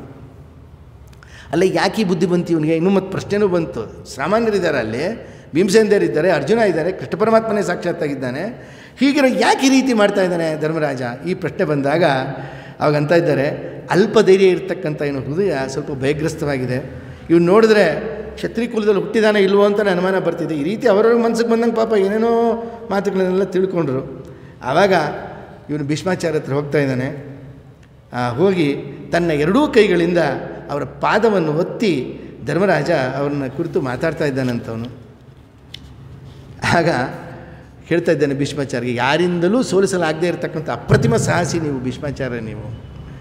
ನಿಮ್ಮ ಜೊತೆ ನಾನು ಯುದ್ಧ ಮಾಡಬೇಕು ಅಂತಿದ್ದೀನಿ, ಅದನ್ನು ನನಗೆ ಅನುಮತಿಯನ್ನು ಕೊಡಿ, ನೀವು ಆಶೀರ್ವಾದವನ್ನು ಮಾಡಿ. ಆಗ ಭೀಷ್ಮಾಚಾರ್ಯಂದು, ಯದ್ಯೇವಂ ನಾಭಿಗಚ್ಚೇತ ಯದಿ ಮಾಂ ಪೃಥ್ವೀಪತೆ ಶಾಪೇಯಂ ತ್ವ ಮಹಾರಾಜ ಪರಾಭವೇ ಭಾರತ. ನೀನು ಈ ಕೆಲಸ ಮಾಡದೇ ಇದ್ದಿದ್ದರೆ ಪ್ರಾಯಶಃ ನಿನಗೆ ಯುದ್ಧದಲ್ಲಿ ಸೋಲು ಅಂತ ನಾನು ಶಾಪ ಕೊಡ್ತಿದ್ದೆ. ನಿನ್ನ ವಿನಮ್ರತೆ, ನಿನ್ನ ಭಕ್ತಿ, ನಿನ್ನ ಒಂದು ಸೌಜನ್ಯ ನೋಡಿ ದೊಡ್ಡವ್ರ ಹತ್ರ ಹೆಂಗೆ ನಡ್ಕೋಬೇಕು ಅಂತ ತೋರಿಸ್ತಾ ಇದೆಯಲ್ಲ, ಯುದ್ಧದಲ್ಲಿ ಜಯ ಆಗುತ್ತೆ ಹೋಗು ನಿನಗೆ ಅಂತ. ನಾನು ಅತ್ಯಂತ ಪ್ರಸನ್ನನಾಗಿದ್ದೀನಪ್ಪ ನಿನ್ನ ಈ ಒಂದು ನಡವಳಿಕೆಯಿಂದ. ಅದೇನು ಅಪೇಕ್ಷೆ ಪಡ್ತೀವೋ ಅದನ್ನು ಕೇಳೋ, ನಾನು ಕೊಡ್ತೀನಿ ಅಂತಂದ. ಆಯಿತಾ? ಅಭಿಮತವಾದ ವರವನ್ನು ಕೊಡು. ಆದರೆ ಒಂದೇ ಒಂದು ಈ ಮಾತನ್ನು ಎಲ್ಲರೂ ಹೇಳ್ತಾರೆ, ಅರ್ಥಸ್ಯ ಪುರುಷೋ ದಾಸೋ ದಾಸೋತ್ತಮ್ನ ಕಸ್ಯಚಿತ್. ನಾನು ಯಾವುದೋ ಒಂದು ಲೌಕಿಕ ಕಾಮನೆಯಿಂದಲೋ ಅಥವಾ ಅರ್ಥದಿಂದಲೋ ಕೌರವರಲ್ಲಿ ಕಟ್ಟುಪಾಡಾಗ್ಬಿಟ್ಟಿದ್ದೀನಿ ನಾನು ಅರ್ಥಕ್ಕೆ. ಅದಕ್ಕೆ ನಾನು ದಾಸನಾಗ್ಬಿಟ್ಟಿದ್ದೇನೆ. ಅರ್ಥ ಯಾರಿಗೂ ದಾಸ ಆಗೋದಿಲ್ಲಪ್ಪ. ಅದರಿಂದ ಸತ್ಯವಾದ ಮಾತು, ನಾನು ಕೌರವರ ಅರ್ಥ ನಿಮಿತ್ತವಾಗಿ ಬದ್ಧನಾಗ್ಬಿಟ್ಟಿದ್ದೇನೆ. ಒಂದು ಮಾತ್ರ ಬಿಟ್ಟು ಕೇಳು, ನೀನು ನಮ್ಮ ಪರವಾಗಿ ಯುದ್ಧ ಮಾಡು ಅನ್ನೋದನ್ನು ಬಿಟ್ಟು ಏನಾರ ಕೇಳು, ನಾನು ಕೊಡ್ತೀನಿ ಅಂತಂದು ಧರ್ಮರಾಜ ಅಂತ ಇದ್ದಾನೆ. ನೀವು ನಿತ್ಯವೂ ನನಗೆ ಹಿತೈಷಿಯಾಗಿದ್ದು ಶುಭವನ್ನು ಕೋರ್ ಮಾಡ್ತಾ ಕೌರವ್ರ ಕಡೆಗೆ ಯುದ್ಧ ಮಾಡಿ ಅಂತ. ಎಷ್ಟು ಜಾಣ್ಮೆ ನೋಡ್ರಿ ಧರ್ಮರಾಜನಲ್ಲಿ. ಅವನಿಗೆ ಹಿತ ಮಾಡಬೇಕಂತೆ, ಕೌರವ ಪರವಾಗಿ ಯುದ್ಧ ಮಾಡಬೇಕಂತೆ. ಇದು ನಾನು ಬೇಡ್ತಕ್ಕಂಥ ವರ ಅಂತಂದ. ಇದೆಲ್ಲ ಅನೇಕ ವಿಚಾರಗಳು ನಡೀತು. ಆವಾಗ ನೀವು ರಣರಂಗದಲ್ಲಿ ನಿಂತರೆ ನಿಮ್ಮನ್ನು ಸೋಲಿಸಕ್ಕಂಥವ್ರು ಯಾರ್ಯಾರೂ ಇಲ್ಲ. ಯಾಕೆಂದರೆ ಅಭ್ಯಾಸ ಮಾಡಿದ್ದು ಪರಶುರಾಮ ದೇವರಲ್ಲಿ. ಭೀಷ್ಮಾಚಾರ್ಯರ ವ್ಯಕ್ತಿತ್ವ ಒಂದು ವಿಲಕ್ಷಣ ವ್ಯಕ್ತಿತ್ವ. ಎಷ್ಟು ವರ್ಷಗಳು ನಿರಂತರ ಅಧ್ಯಯನ, ಶಾಸ್ತ್ರಾಧ್ಯಯನ ಜೊತೆಗೆ ಶಸ್ತ್ರಾಧ್ಯಯನ ಎಲ್ಲ ಮಾಡಿರ್ತಕ್ಕಂಥವ್ರು, ಸೋಲಿಸ್ತಕ್ಕಂಥವ್ರು ಯಾರಿಲ್ಲ ನಮಗೆ ಗೊತ್ತು. ಆದರೆ ಯಾವ ರೀತಿ ನಾನು ನಿಮ್ಮನ್ನು ಗೆಲ್ಲಬೋದು ಅದನ್ನೂ ಹೇಳ್ಬಿಡಿ ಇಂದ ಧರ್ಮರಾಜ. ಅದಕ್ಕೆ ಭೀಷ್ಮಾಚಾರ್ಯನ ಮಾತಂತಾರೆ ಆ ಸಂದರ್ಭದಲ್ಲಿ, ಇವಾಗ ಆ ಸಮಯ ಬಂದಿಲ್ಲ, ಮುಂದೆ ಆ ಸಮಯ ಬರುತ್ತೆ, ನೀನು ಅವಾಗ ಬರುವಿಂತಿ, ಇವಾಗ ಹೋಗು ಯುದ್ಧ ಮಾಡು, ನಿನ್ನ ಜಯ ಆಗತ್ತೆ ಅಂಥೇಳಿ ಆಶೀರ್ವಾದ ಮಾಡಿ ಕಳಿಸ್ತಾ ಇದ್ದಾರೆ. ನೇರ ಅಲ್ಲಿಂದ ಗುರುಗಳಾಗಿರ್ತಕ್ಕಂಥ ದ್ರೋಣಾಚಾರ್ಯ ಹತ್ರ ಬರ್ತಾ ಇದ್ದಾನೆ. ದ್ರೋಣಾಚಾರ್ಯ ಕೇಳ್ತಾ ಇದ್ದಾನೆ, ನೀ ಯಾವೂ ತಪ್ಪು ಮಾಡದೇ ಇರೋ ನಿಮ್ಮ ಜೊತೆ ನಾನು ಯುದ್ಧ ಮಾಡ್ತಾಯಿದ್ದೀನಿ. ನನಗೆ ಪಾಠ ಹೇಳಿದ ಗುರುಗಳು ನೀವು, ನಿಮ್ಮ ಜೊತೆ ನಾನು ಯುದ್ಧ ಮಾಡ್ತಾಯಿದ್ದೀನಿ. ಇದು ಅದಕ್ಕೋಸ್ಕರವಾಗಿ ಮೇಲಾಗಿ ಬ್ರಾಹ್ಮಣರು ನೀವು, ನಿಮ್ಮ ಆಜ್ಞೆಯನ್ನು ನಾನು ಪಡೆದು ಶತ್ರುಗಳನ್ನು ಗೆಲ್ಲಬೇಕಾಗಿದೆ ಅಂತಂದಾಗ ದ್ರೋಣಾಚಾರ್ಯ ಅಂತ ಇದ್ದಾರೆ, ನೀನು ಯುದ್ಧವನ್ನು ಇದೇ ರೀತಿ ನಿಶ್ಚಯ ಮಾಡ್ಕೊಂಡು ನನ್ನ ಹತ್ರ ಬರದೇ ಇದ್ದರೆ ನನ್ನಿಂದ ನಿನಗೆ ವಿರೋಧ ಆಗ್ತಿತ್ತಪ್ಪ. ಒಳ್ಳೆಯದಾಗಲಿ ನಿನಗೆ, ಕೃಷ್ಣ ನಿನ್ನ ಜೊತೆ ಇದ್ದಾನೆ, ಯಾಕೆ ಯೋಚನೆ ಮಾಡ್ತೀಯಾ, ಗೆಲ್ತೀರ ನೀವು ಅಂತಂದು. ನಿನ್ನಿಂದ ಪೂಜಿತನಾಗಿದ್ದೇನೆ, ನಿನಗೆ ಅನುಮತಿ ಕೊಡ್ತಾ ಇದ್ದೀನಿ. ಜಾನಾಮಿ ಯುದ್ಧಸ್ವ ವಿಜಯಂ ಸಮವಾಪ್ನುಹಿ, ನಿನಗೆ ಜಯ ಆಗೇ ಆಗತ್ತೆ ಅಂತ ದ್ರೋಣಾಚಾರ್ಯ ಅಂತಂದರು. ಮತ್ತು ಯಥಾ ಪ್ರಕಾರವಾಗಿ ನಾ ಏನು ಮಾಡಬೇಕು, ಏನು ಬೇಕಾದ್ರೂ ಹೊರ ಕೇಳು, ನಿನ್ನ ಕೊಡ್ತೀನಿ. ಆದರೆ ನಾವು ದುರ್ಯೋಧನನ ಬಿಟ್ಟು ಈ ಕಡೆಗೆ ಯುದ್ಧ ಮಾಡುವ ಮಾತು ಮಾತ್ರ ಕೇಳಬೇಡ ಅಂತ. ಸರಿ, ಇವರ ಆಶೀರ್ವಾದವನ್ನು ತಗೊಂಡವನು ಮತ್ತು ಅಲ್ಲಿಂದ ಸಂತೋಷದಿಂದ ನಿಮ್ಮ ವಧೋಪಾಯವನ್ನು ಕೇಳ್ತಾ ಇದ್ದೀನಿ, ಅದನ್ನು ಏನು ಹೇಳ್ರಿ, ನಿಮ್ಮನ್ನು ಹೇಗೆ ಸಂಹಾರ ಮಾಡೋದು. ಯಾಕಂದರೆ ಪಾಠ ಹೇಳಿಕೊಟ್ಟವ್ರು ನೀವು, ಪಾಠ ಹೇಳಿಕೊಟ್ಟವ್ರು ಶಿಷ್ಯರಿಗೆ ಪಾಠ ಹೇಳುವಾಗ ಎಲ್ಲ ಹೇಳಿರಲ್ಲ, ಏನೋ ಒಂದು ಇಟ್ಕೊಂಡಿರ್ತಾರೆ ಅವರಿಗೆ. ಹಾಗೆ ನೀವು ಏನೋ ಯಾವ ಉಪಾಯ ಅಂತ ಸೂಚಿಸ್ತಾ ಇದ್ದೀರಾ ನೀವು ಅಂತ. ಅಲ್ಲ, ನಾನು ಧನಸ್ಸನ್ನು ಇಟ್ಕೊಂಡು ಬಾಣಗಳನ್ನು ಸುರಿಸ್ಲಿಕ್ಕೆ ಹೊರಟೆ, ನನ್ನ ತಡಿಲಿಕ್ಕೆ ಯಾರ ಕೈಲೂ ಸಾಧ್ಯ ಇಲ್ಲಪ್ಪ. ಆದರೆ ಈ ದ್ರೋಣಾಚಾರ್ಯನ ಮಾತುಗಳನ್ನು ಕೇಳಿ ಅತ್ಯಂತ ಯುದ್ಧದಲ್ಲಿ ನಾನು ಶಸ್ತ್ರ ಸನ್ಯಾಸ ಯಾವಾಗ ಮಾಡ್ತೀನಿ ಆವಾಗ ಮಾತ್ರ ನನ್ನ ಕೊಲ್ಲಬೋದು ಅನ್ನೋ ಮಾತನ್ನು ಹೇಳಿದ್ರು. ಮುಂದೆ ಅದೇ ಪ್ರಸಂಗ ಬರುತ್ತದು, ಅದನ್ನು ತಿಳಿಸ್ಕೊಟ್ರು. ನೆಕ್ಸ್ಟ್ ಮುಂದೆ ಕೃಪಾಚಾರ್ಯ ಹತ್ರ ಹೋಗ್ತಾ ಇದ್ದಾನೆ ಅವನು. ಕೃಪಾಚಾರ್ಯ ಹತ್ರ ಹೋಗಿ ಎಲ್ಲ ವಿಧದಲ್ಲೂ ಅವರನ್ನು ಇದೇ ರೀತಿ ಹೆಂಗೆ ಭೀಷ್ಮಾಚಾರ್ಯರು ಮತ್ತು ದ್ರೋಣಾಚಾರ್ಯನ ಕೇಳೋದು ಅದೇ ರೀತಿ ಮಾತುಗಳನ್ನ ಕೇಳಿದ. ಅವರೂ ಅತ್ಯಂತ ಸೌಹಾರ್ದತೆಯಿಂದ ಅವನಿಗೆ ಅನುಗ್ರಹವನ್ನು ಮಾಡಿದ್ರು. ಆದರೆ ನನಗೆ ಅವಧ್ಯತ್ವ ಇದೆ, ನೀನು ನನ್ನ ಕೊಲ್ಲಿಕ್ಕಾಗಲ್ಲ. ಯಾಕಂದರೆ ಚಿರಜೀವಿತ್ವಲ್ಲಿ ಅವರು ಒಬ್ಬರು ಸೇರ್ಕೊಂಡ್ಬಿಟ್ರು, ನೀನು ನನ್ನನ್ನು ಕೊಲ್ಲಕ್ಕಾಗಲ್ಲ, ಆದರೂ ನಾನು ಯುದ್ಧ ಗೆಲ್ತೀಯ ಅಂತಂದರು ಕೃಪಾಚಾರ್ಯ. ಹೀಗೆ ಹೇಳ್ತಾ ಇದ್ದಾರೆ. ಮುಂದೆ ಅವನು ಕೃಪಾಚಾರ್ಯ ಅಭಿಪ್ರಾಯವನ್ನು ತಿಳ್ಕೊಂಡು, ನಾನು ಅವ್ರಿಗೆ ಧರ್ಮರಾಜನ ಅಭಿಪ್ರಾಯ ತಿಳ್ಕೊಂಡು ನಾನು ಅವಧ್ಯನಾಗಿದ್ದೀನಪ್ಪ, ನಾನು ಕೊಲ್ಲಿಕ್ಕಾಗಲ್ಲ ಅಂತ. ಸರಿ, ಆದರೂ ನೀನು ಯುದ್ಧದಲ್ಲಿ ಗೆಲ್ತೀಯ ಅಂತೇಳಿ ಅವ್ನಿಗೆ ಆಶೀರ್ವಾದವನ್ನು ಕೊಡ್ತಾ ಇದ್ದಾರೆ. ಶಲ್ಯನ ಹತ್ರ ಹೋಗ್ತಾ ಇದ್ದಾನೆ, ಸೋದರ ಮಾವ ಶಲ್ಯ. ಆಯಿತಾ, ತಾಯಿಯ ನಂತರ ಸೋದರ ಮಾವ ಅಂತ ಒಂದು ಗಾದೆ ಇದೆ. ಯಾವಾಗಲೂ ಸೋದರ ಮಾವನ ಮೇಲೆ ಸೋದರಳಿ ಅಂದರೆ ಭಾಳ ವಿಶ್ವಾಸ ಜಾಸ್ತಿ. ಏನೋ ಇವನು ಶಲ್ಯನು ಇದೇ ಮಾತು ಹೇಳ್ತಾ ಇದ್ದಾನೆ ಅವನ ಹತ್ರ ಹೋದಾಗ, ನೋಡಪ್ಪ ನೀನು ನನ್ನ ಹತ್ರ ಬರದೇ ನಾನು ಶಾಪ ಕೊಡ್ತಾ ಇದ್ದೆ, ಆದರೆ ನಿನ್ನ ಒಂದು ಈ ಸ್ವಭಾವ ನೋಡಿ ನಾನು ನಿನಗೆ ಅನುಗ್ರಹವನ್ನು ಮಾಡ್ತಾ ಇದ್ದೀನಿ, ಸಂತುಷ್ಟನಾಗಿದ್ದೇನೆ ಅಂತ. ಅನುಜಾನಾಮಿ ಚೈವಂತ ಯುದ್ಧಸ್ವ ಜಯಮಾಪ್ನಿಸಿ, ನೀನು ನಿನಗೆ ಅನುಮತಿಯನ್ನು ಕೊಟ್ಟಿದ್ದು ಯುದ್ಧದಲ್ಲಿ ನೀನೇ ಗೆಲ್ತೀಯ. ಈ ಸಂದರ್ಭದಲ್ಲಿ ನಾನು ನಿನಗೇನು ಉಪಕಾರ ಮಾಡಲಿ ಕೇಳ್ತಾ ಇದ್ದಾನೆ. ಆವಾಗ ಏನು ಬಯಸ್ತೀಯ ನೀನು ಅದನ್ನು ಹೇಳು ಅಂತಂದಾಗ ಧರ್ಮರಾಜ ಅಂತ ಇದ್ದಾನೆ, ನೀನು ನಿತ್ಯವೂ ನನ್ನ ಹಿತವನ್ನು ಬಯಸ್ತಾ ಕೌರವ್ರ ಪರ ಯುದ್ಧ ಮಾಡು ಅಂತಂದ. ಆದರೆ ಯುದ್ಧ ಕಾಲದಲ್ಲಿ ನಾನು ಕೇಳ್ತಕ್ಕಂಥ ವರ ಏನು ಅಂದರೆ, ಸೂತಪುತ್ರನಾದ ಕರ್ಣ ಇದ್ದಾನಲ್ಲ, ಅವನಿಗೆ ಸೂತಪುತ್ರ ಸಂಗ್ರಾಮೇ ಕಾರ್ಯಂ ತೇಜೋವಧಸ್ವ, ಅವನು ತೇಜೋವಧೆ ಮಾಡಿಬಿಡು. ಯಾವತ್ತೂ ಸಾತ್ವಿಕರು ಅದಕ್ಕೆ ಶ್ರೀಮದ್ ಭಾಗವತದಲ್ಲಿ ಹೇಳುವಂತೆ ನಿರ್ಮತ್ಸರಾಣಾಂ ಸತಾಮ್ ಅನ್ನೋ ಕಡೆ ವ್ಯಾಖ್ಯಾನ ಮಾಡುವಾಗ ಇದನ್ನು ಹೇಳ್ತಾರೆ. ಇಲ್ಲಿ ಈ ಕರ್ಣ ಯದ್ಯಪಿ ಭಗವದ್ ಭಕ್ತನೇ ಅವನಿಗೆ ಗೌರವ ಇದ್ರ ಬಗ್ಗೆ ಎಲ್ಲ ಬಹಳ ಒಂದು ನಂಬಿಕೆ ಇಟ್ಕೊಂಡು ಅದರಂತೆ ಜೀವನ ಮಾಡ್ತಾ ಇರ್ತಕ್ಕಂಥ ವ್ಯಕ್ತಿ. ಆದರೂ ಇವರ ಒಂದು ಅವನನ್ನು ದುರ್ಯೋಧನನ ತೃಪ್ತಿಪಡಿಸೋದಕ್ಕೋಸ್ಕರವಾಗಿ ದ್ರೌಪದಾದೇವಿಯರ ವಸ್ತ್ರಾಭರಣ ಒಂದು ಸಂದರ್ಭದಲ್ಲೂ ಇನ್ನು ಅನೇಕ ಸಂದರ್ಭಗಳಲ್ಲಿ ವಿಪರೀತವಾಗಿ ನಡ್ಕೊಂಡಿದ್ದು ಉಂಟು, ವಿರುದ್ಧವಾಗಿ ನಡ್ಕೊಂಡಿದ್ದಾನೆ, ಶಾಸ್ತ್ರ ಇಲ್ಲ ಅಂತಲ್ಲ. ಆದರೆ ಇವನು ಏನು ಕೇಳ್ತಾ ಇದ್ದಾನೆ ಧರ್ಮರಾಜ ಅಂತಂದರೆ, ನೀನನ್ನು ತೇಜೋವಧೆ ಮಾಡು. ತೇಜೋವಧೆ ಮಾಡಿದ್ರೆ ಬಲ ಕುಗ್ಗತ್ತೆ ಅವನಿಗೆ. ಕರ್ಣ ಅತ್ಯಂತ ಪ್ರಭಾವಶಾಲಿ ಅಂತ ಧರ್ಮರಾಜನಿಗೂ ಗೊತ್ತಿದೆ. ಆದ್ದರಿಂದ ಹೇಳಿದಾಗ ಶಲ್ಯ ಅಂತ ಇದ್ದಾನೆ, ನಿನ್ನ ಆಸೆ ನೆರವೇರಿಸ್ತೀನಪ್ಪ, ನನಗೇನು ಇವ್ರ ಜೊತೆ ಮಾಡಬೇಕು ಅಂತೀನಿ, ಏನೋ ಸಂದರ್ಭವನ್ನು ಸಿಕ್ಕಾಕೊಂಡ್ಬಿಟ್ಟಿದ್ದೀನಿ, ಆದರೆ ನೀನು ನಿಶ್ಚಿಂತೆ ಹೋಗಿ ಯುದ್ಧ ಮಾಡು ಅಂತ ಅವನಿಗೆ ಹೇಳ್ತಾ ಇದ್ದಾನೆ. ಇಷ್ಟೆಲ್ಲ ಹೇಳಿ ಸಂಜೆ ಮಾತಾಡ್ತಾ ಇದ್ದಾನೆ. ಧರ್ಮರಾಜ ಅವನ ಸೋದರ ಮಾವ ಅವನ ಅನುಮತಿಯನ್ನು ಪಡೆದು ತಾನು ಕೌರವರ ಸೈನ್ಯ ಜೊತೆಗೆ ತನ್ನ ಕೌರವರ ಸೈನ್ಯ ದೊಡ್ಡ ಸೈನ್ಯದಿಂದ ತಾನು ಹೊರಗಡೆ ಬರ್ತಿದ್ದಾನಂತೆ. ಧರ್ಮರಾಜ ಯಾಕೆ ಹೋಗಿದ್ದ ಅನ್ನೋ ವಿಚಾರ ಎಲ್ಲ ತಿಳಿತೀಗ. ಇನ್ನು ಕರ್ಣ ಮಾತಾಡ್ತಾ ಇದ್ದಾನೆ. ಕೃಷ್ಣ ಪರಮಾತ್ಮ ಕರ್ಣನ ಹತ್ರ ಹೋಗ್ತಾ ಇದ್ದಾನಂತೆ. ಈ ಸಂದರ್ಭದಲ್ಲಿ ದೇವರು ಕರ್ಣನ ಹತ್ರ ಹೋದಾಗ ಹೇಳ್ತಾ ಇದ್ದಾನೆ, ನೀನು ಯಾಕೆ ದುರ್ಯೋಧನ ಜೊತೆ ಯುದ್ಧ ಮಾಡ್ತೀಯ, ಈ ಕಡೆ ಬಂದ್ಬಿಡು, ನಮ್ಮ ಪಾಂಡವರ ಪಕ್ಷಪಾತಿಯಾಗಿ ಯುದ್ಧ ಮಾಡೋದು. ಈ ಸಂದರ್ಭದಲ್ಲಿ ನೋಡಿ, ಆಗ ನಪ್ರಿಯಂ ಕರಿಷ್ಯಾಮಿ ಧಾರ್ತರಾಷ್ಟ್ರಸ್ಯ ಕೇಶವ. ನಾನು ಏನಕ್ಕೇನು ಪ್ರಕರಣ ನನ್ನ ಸಂಕಲ್ಪ ಇದು. ಕೆಲವರು ಒಂದೊಂದು ಹಠ ಇರುತ್ತೆ, ಈಗ ಮಾಡ್ತೀವಿ ಅಂತ. ಧರ್ಮರಾಜನಿಗಿತ್ತಲ್ಲ, ಜೂಜಾಡಕ್ಕೆ ಯಾರು ಬಂದರೆ ನಾನು ಯಾವ ಸಂದರ್ಭದಲ್ಲೂ ಆಡಲ್ಲ ಅಂತ ಹೇಳಲ್ಲ ಅಂತ ಸಂಕಲ್ಪಗಳು. ಇವಂದು ಹಾಗೇ ಇತ್ತು. ದುರ್ಯೋಧನನಿಗೆ ನಾನು ಯಾವತ್ತೂ ಅಪ್ರಿಯವಾದ ಕೆಲಸ ಮಾಡೋದಿಲ್ಲ. ನಾನು ದುರ್ಯೋಧನ ಹಿತೈಷಿ ಮತ್ತು ಅವನ ಸಲುವಾಗಿ ಪ್ರಾಣ ಬಿಡಲಿಕ್ಕೂ ನಾನು ಸಿದ್ಧ ಆಗಿದ್ದೀನಿ ಅಂತಂದಾಗ ಈ ವಿಚಾರವನ್ನು ಹೇಳ್ತಾ ಇದ್ದಾನಂತೆ. ಸಂಜೆ ಹೇಳ್ತಾ ಇದ್ದಾನಂತೆ. ಮತ್ತೆ ಇವನು ಪಾಂಡವರ ಜೊತೆಗೆ ಬರ್ತಾ ಇದ್ದಾನೆ. ಕೃಷ್ಣ ಪರಮಾತ್ಮ ಬಂದು ಸೇರಿಕೊಳ್ತಾ ಇದ್ದಾನೆ. ಯುದ್ಧದ ಆರಂಭದ ಸನ್ನಿಧಾನ. ಆವಾಗ ಧರ್ಮರಾಜ ಒಂದು ಮಾತಂತಾನೆ. ಎರಡೂ ಸೈನ್ಯದ ಮಧ್ಯದಲ್ಲಿ ಎರಡು ಕೈಗಳನ್ನು ಎತ್ತಿ ಘೋಷಣೆಯನ್ನು ಮಾಡ್ತಾ ಇದ್ದಾನೆ ಅವನು. ಅಥ ಸೈನ್ಯಸ್ಸ ಮಧ್ಯೇತು ಪ್ರಕೋಶೇತ್ ಪಾಂಡವಾಗ್ರಜ. ಏನಂತ, ಯೋ ಅಸ್ಮಾನ್ ಋಣತೆ ತದಹಂ ವರೆಯೇ ಸಖ್ಯ ಕಾರಣಾತ್. ಯಾರು ನಮ್ಮನ್ನು ನಂಬಿ ನಮ್ಮ ಜೊತೆ ಇದ್ದು ಯುದ್ಧ ಮಾಡ್ತೀನಿ ಅಂತ ಬರ್ತೀರೋ ನೀವು ಬನ್ನಿ ಅಂತ ಕರ್ಕೋತೀನಿ ನಾನು ಅಂತ ಎರಡು ಕೈಗಳನ್ನು ಎತ್ತಿ ಘೋಷಣೆ ಮಾಡಿದಾಗ ಒಬ್ಬನೇ ಒಂದು ಬಂದ ಆ ಸಂದರ್ಭದಲ್ಲಿ ಕೌರವರ ಸೈನ್ಯದಿಂದ. ಯಾರದು? ಯುಯುತ್ಸು ಬರ್ತಾ ಇದ್ದಾನೆ ಅವನು ಹೇಳ್ತಾ ಇದ್ದಾನೆ ಅಪ್ಪ, ನನ್ನನ್ನು ಸ್ವೀಕಾರ ಮಾಡೋದಾದರೆ ನಾನು ದುರ್ಯೋಧನಾದಿಗಳು ನೋಡ್ತಾ ಇರೋರಂತೆ ನಿಮ್ಮ ಪರವಾಗಿ ಯುದ್ಧ ಮಾಡ್ತೀನಿ ಅಂತಂದ. ಭಾಳ ಸಂತೋಷಪಟ್ಟ. ಇದು ಹೇಗೆ ರಾಮಾವತಾರ ಕಾಲದಲ್ಲಿ ಯಾವ ವಿಭೀಷಣ ಈ ಕಡೆಗೆ ಬಂದು ಯುದ್ಧದ ಸಂದರ್ಭದಲ್ಲಿ ಇವನು ಹೀಗೆ ಬರ್ತಾ ಇದ್ದಾನಲ್ಲಿ, ಬಾಪ ನೀನು ಅವಿವೇಕಿಗಳಾಗಿರ್ತಕ್ಕಂಥ ನಿನ್ನ ಅಣ್ಣ ತಮ್ಮಂದ್ರ ಜೊತೆ ಯುದ್ಧ ಮಾಡೋದು ಮಾಡೋಣ ನಾವು ಅಂಥೇಳಿ ನಾವು ನಿನ್ನ ಆಹ್ವಾನ ಮಾಡ್ತೀವಿ ಅಂತ ಕರ್ಕೋತಾ ಇದ್ದಾನಂತೆ ಧರ್ಮರಾಜ. ಈಗ ನನ್ನ ಪರವಾಗಿ ಯುದ್ಧ ಮಾಡು ಅಂಥೇಳಿ ನಿನಗೆ ಯಾವುದೇ ರೀತಿಯಾಗಿದ್ದರಿಂದ ತೊಂದರೆ ಆಗೋದಿಲ್ಲ ಅಂತವನು ಅಭಯವನ್ನು ಕೊಡ್ತಾ ಇದ್ದಾನೆ. ಪ್ರೀತಿಯಿಂದ ದುರ್ಬುದ್ಧಿ ಮತ್ತು ಕ್ರೋಧಶೀಲರಾಗಿರ್ತಕ್ಕಂಥ ಇನ್ನೇನು ನಿನ್ನ ಅಣ್ಣ ತಮ್ಮಂದಿರು ಇದ್ದಾರೆ ಅವರೆಲ್ಲ ನಾಶ ಆಗೋಗ್ತಾರೆ, ಯಾರೂ ಉಳಿಯೋದಿಲ್ಲ ಅಂತ ಧರ್ಮರಾಜ ಹೇಳ್ತಾ ಇದ್ದಾನೆ. ಸಂಜಯ್ ಹೇಳ್ದ, ಆಗ ಯುಯುತ್ಸುವು ನಿನ್ನ ಮಕ್ಕಳ ಪಕ್ಷವನ್ನು ಬಿಟ್ಟು ಪಾಂಡವರ ಪಕ್ಷಕ್ಕೆ ಸೇರಿಬಿಟ್ಟಿದ್ದಾನೆ ಅಂಥೇಳಿ ಇಷ್ಟು ವಿಚಾರವನ್ನು ತಿಳಿಸ್ತಾ ಇದ್ದಾನೆ. ಅನಂತರ ಧರ್ಮರಾಜನಾಗಿರ್ತಕ್ಕಂಥ ತಮ್ಮಂದಿರ ಸೇರಿಕೊಂಡು ಸಂತೋಷದಿಂದ ಅತ್ಯಂತ ಸುವರ್ಣಮಯವಾಗಿರ್ತಕ್ಕಂಥ ತನ್ನ ಪ್ರಕಾಶಮಾನವಾದ ಕವಚವನ್ನು ತೊಟ್ಕೊಂಡ. ಧರ್ಮರಾಜನ ಮನಸ್ಸಲ್ಲಿ ಏನಿತ್ತು ಅಂತ ಆಗ ಎಲ್ರಿಗೂ ಅರ್ಥ ಆಯಿತು. ಯುದ್ಧ ಆರಂಭ ಆಗ್ತಾ ಇದೆ. ಆರಂಭ ಆದಾಗ ಧೃತರಾಷ್ಟ್ರ ಕೇಳ್ತಾ ಇದ್ದಾನೆ ಸಂಜೆಯನ್ನು, ಎರಡೂ ಸೈನ್ಯಗಳು ಬಂದು ನಿಂತಿದ್ಯಪ್ಪ. ತಪೂರ್ವಂ ಪ್ರಾರಸ್ತಂ ಕುರುವ ಪಾಂಡವಸ್ತತ.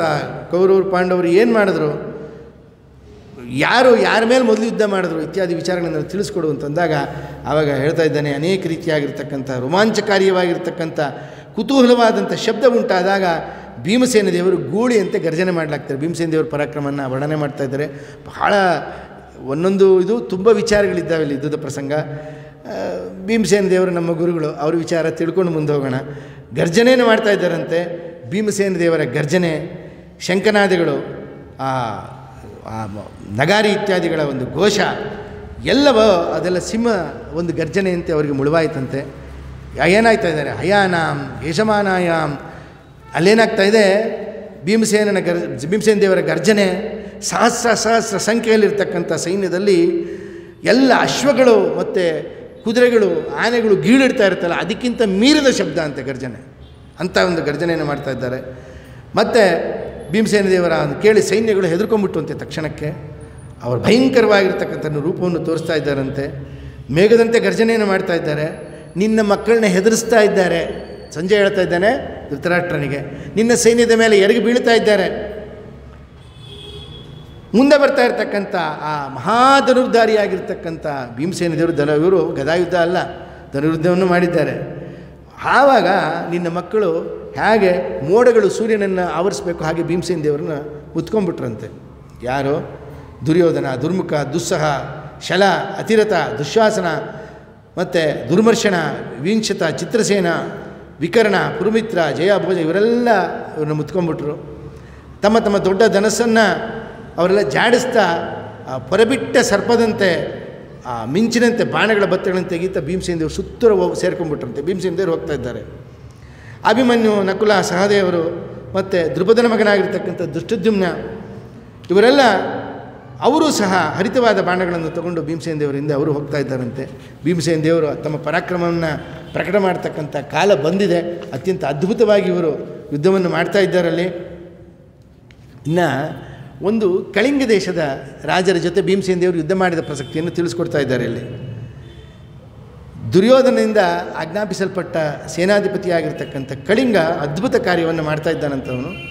ಅವನು ಅತ್ಯಂತ ಒಂದು ಪೌರುಷದಿಂದ ಯುದ್ಧವನ್ನು ಮಾಡ್ತಾ ಇದ್ದಾನೆ. ಸಂಜೆ ಹೇಳ್ತಾ ಇದ್ದಾನೆ, ನಿನ್ನ ಪುತ್ರನಿಂದ ಆಗ ಹೇಳಲ್ಪಟ್ಟಂಥ ಕಳಿಂಗ ದೇಶದ ರಾಜನಿದ್ದಾನೆ, ಮಹತ್ಯಾಂ ಸೇನೆಯಾಗುತ್ತಾ ಪ್ರಯಾದ್ ಭೀಮರಥಂ ಪ್ರತಿ. ಭೀಮಸೇನ ದೇವರ ರಥದ ಕಡೆಗೆ ಹೋದ. ಸರಿ, ಸುಮ್ಮನಿರ್ತಾರೆ ಇವರು. ಇವನು ಅನೇಕ ಸಹಸ್ರ ರಥಗಳಿಂದ ಮತ್ತು ಕೇತುಮಂತ ಅಂತಕ್ಕಂಥವನು, ಅವನು ಸುಮಾರು 10,000 ಹೇಳ್ತಾ ಇದ್ದಾರೆ. ಗಜಾನಾಮ್ ನಿಷಾದೈಸ ಕೇತುಮಾನ್. ಆ ರಣರಂಗದಲ್ಲಿ ಭೀಮಸೇನ ದೇವರನ್ನ ಎಲ್ಲ ಕಡೆಯಿಂದ ಮುತ್ಕೊಳ್ತಾ ಇದ್ದಾರಂತಲ್ಲಿ. ಛೇದಿ, ಮತ್ಸ್ಯ, ಕುರುಷ ಸೈನ್ಯಗಳು ಭೀಮಸೇನನ ಮುಂದೆ ಮಾಡಿಕೊಂಡು ರಾಜರಿಂದ ಕೂಡಿರ್ತಕ್ಕಂಥ ನಿಷಾದರ ಸೈನ್ಯದ ಕಡೆಗೆ ಅದು ಬರ್ತಾ ಇದೆ.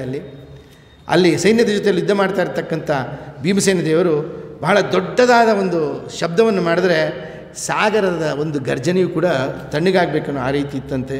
ಬಹುಸೈನ್ಯ ಇರ್ತಕ್ಕಂಥ ಕಳಿಂಗರು ಅಲ್ಪ ಸೈನ್ಯದ ಭೀಮಸೇನ ಜೊತೆಗೆ ದೊಡ್ಡ ಸಂಘರ್ಷವನ್ನು ಉಂಟು ಮಾಡ್ತಾ ಇದ್ದಾರಲ್ಲಿ. ಛೇದಿ ದೇಶದ ರಾಜರು ತಮ್ಮ ಶಕ್ತಿ ಇದ್ದಷ್ಟು ಪ್ರಯತ್ನಪಟ್ಟು ಯುದ್ಧವನ್ನು ಮಾಡ್ತಾ ಇದ್ದಾರೆ. ಮತ್ತು ಅವ್ರ ಕೈಲಾಗಲಿಲ್ಲ, ವಾಪಸ್ ಬಂದುಬಿಟ್ರು. ಭೀಮಸೇನ ದೇವರು ಒಬ್ಬರೇ ಆಗಿಬಿಟ್ರು. ಭೀಮಸೇನ ದೇವರು ಒಂದು ಸಾಮರ್ಥ್ಯವನ್ನು ಇಲ್ಲಿ ಹೇಳ್ತಾ ಇದ್ದಾರೆ ಮಹಾಭಾರತಕಾರರು. ಈ ಎಲ್ಲ ಕಳಿಂಗ ಸೈನ್ಯದಿಂದ ಆವರ್ತನಾಗಿರ್ತಕ್ಕಂಥ ಭೀಮಸೇನ ದೇವರು ಅವತ್ತು ಹಿಂದೆ ಹೋಗಲಿಲ್ಲ. ಅವರು ಏನು ಮಾಡಿದ್ರು? ಮಹಾ ಬಲಿಷ್ಠರಾಗಿರ್ತಕ್ಕಂಥವರು ರಥದ ಮುಂಭಾಗದಿಂದ ಅಲಗಾಡಲಿಲ್ವಂತೆ. ಬಾಣೆ ಕಳಿಂಗ ನಾಮ ರೂತನೀತಂ. ಕಳಿಂಗ ಸೈನ್ಯದ ಮೇಲೆ ಬಾಣಗಳನ್ನು ನಿರಂತರ ಬಿಡ್ತಾ ಇದ್ದಾರಂಥವರು. ಕಳಿಂಗ ದೇಶದ ರಾಜ ಅವನೂ ಸಹ ಮಹಾರಥನಾಗಿರ್ತಕ್ಕಂಥ ಶಕ್ರದೇವ ಭೀಮಸೇನ ದೇವರಲ್ಲಿ ಬಾಣಗಳನ್ನು ಬಿಡ್ತಾ ಇದ್ದಾನಂತವನು. ಆಗ ಯೋಧಯಾಮಾಸ ಕಾಳಿಂಗನ್ ಸ್ವಭಾವು ಬಲಮಾಶ್ರಿತ. ಆಗ ಅತ್ಯಂತ ಮನೋಹರವಾಗಿರ್ತಕ್ಕಂಥ ತನ್ನ ಧನಸ್ಸನ್ನು ಕಂಪನೆ ಮಾಡ್ತಾ ಭೀಮಸೇನ ದೇವರು ಯುದ್ಧವನ್ನು ಮಾಡ್ತಾ ಇದ್ದಾರಂತೆ. ಅದ್ಭುತವಾಗಿರ್ತಕ್ಕಂಥ ಯುದ್ಧ. ಅನೇಕ ಬಾಣಗಳನ್ನು ಪ್ರಯೋಗ ಮಾಡ್ತಾ ಇದ್ದರೆ ಶಕ್ರದೇವ ಭೀಮಸೇನ ದೇವರ ಅಶ್ವಗಣಕ್ಕೆ ಕೊಂದಂತೆ. ಭೀಮಸೇನ ದೇವರು ಎಲ್ಲ ಬಾಣಗಳನ್ನು ಹೇಗೆ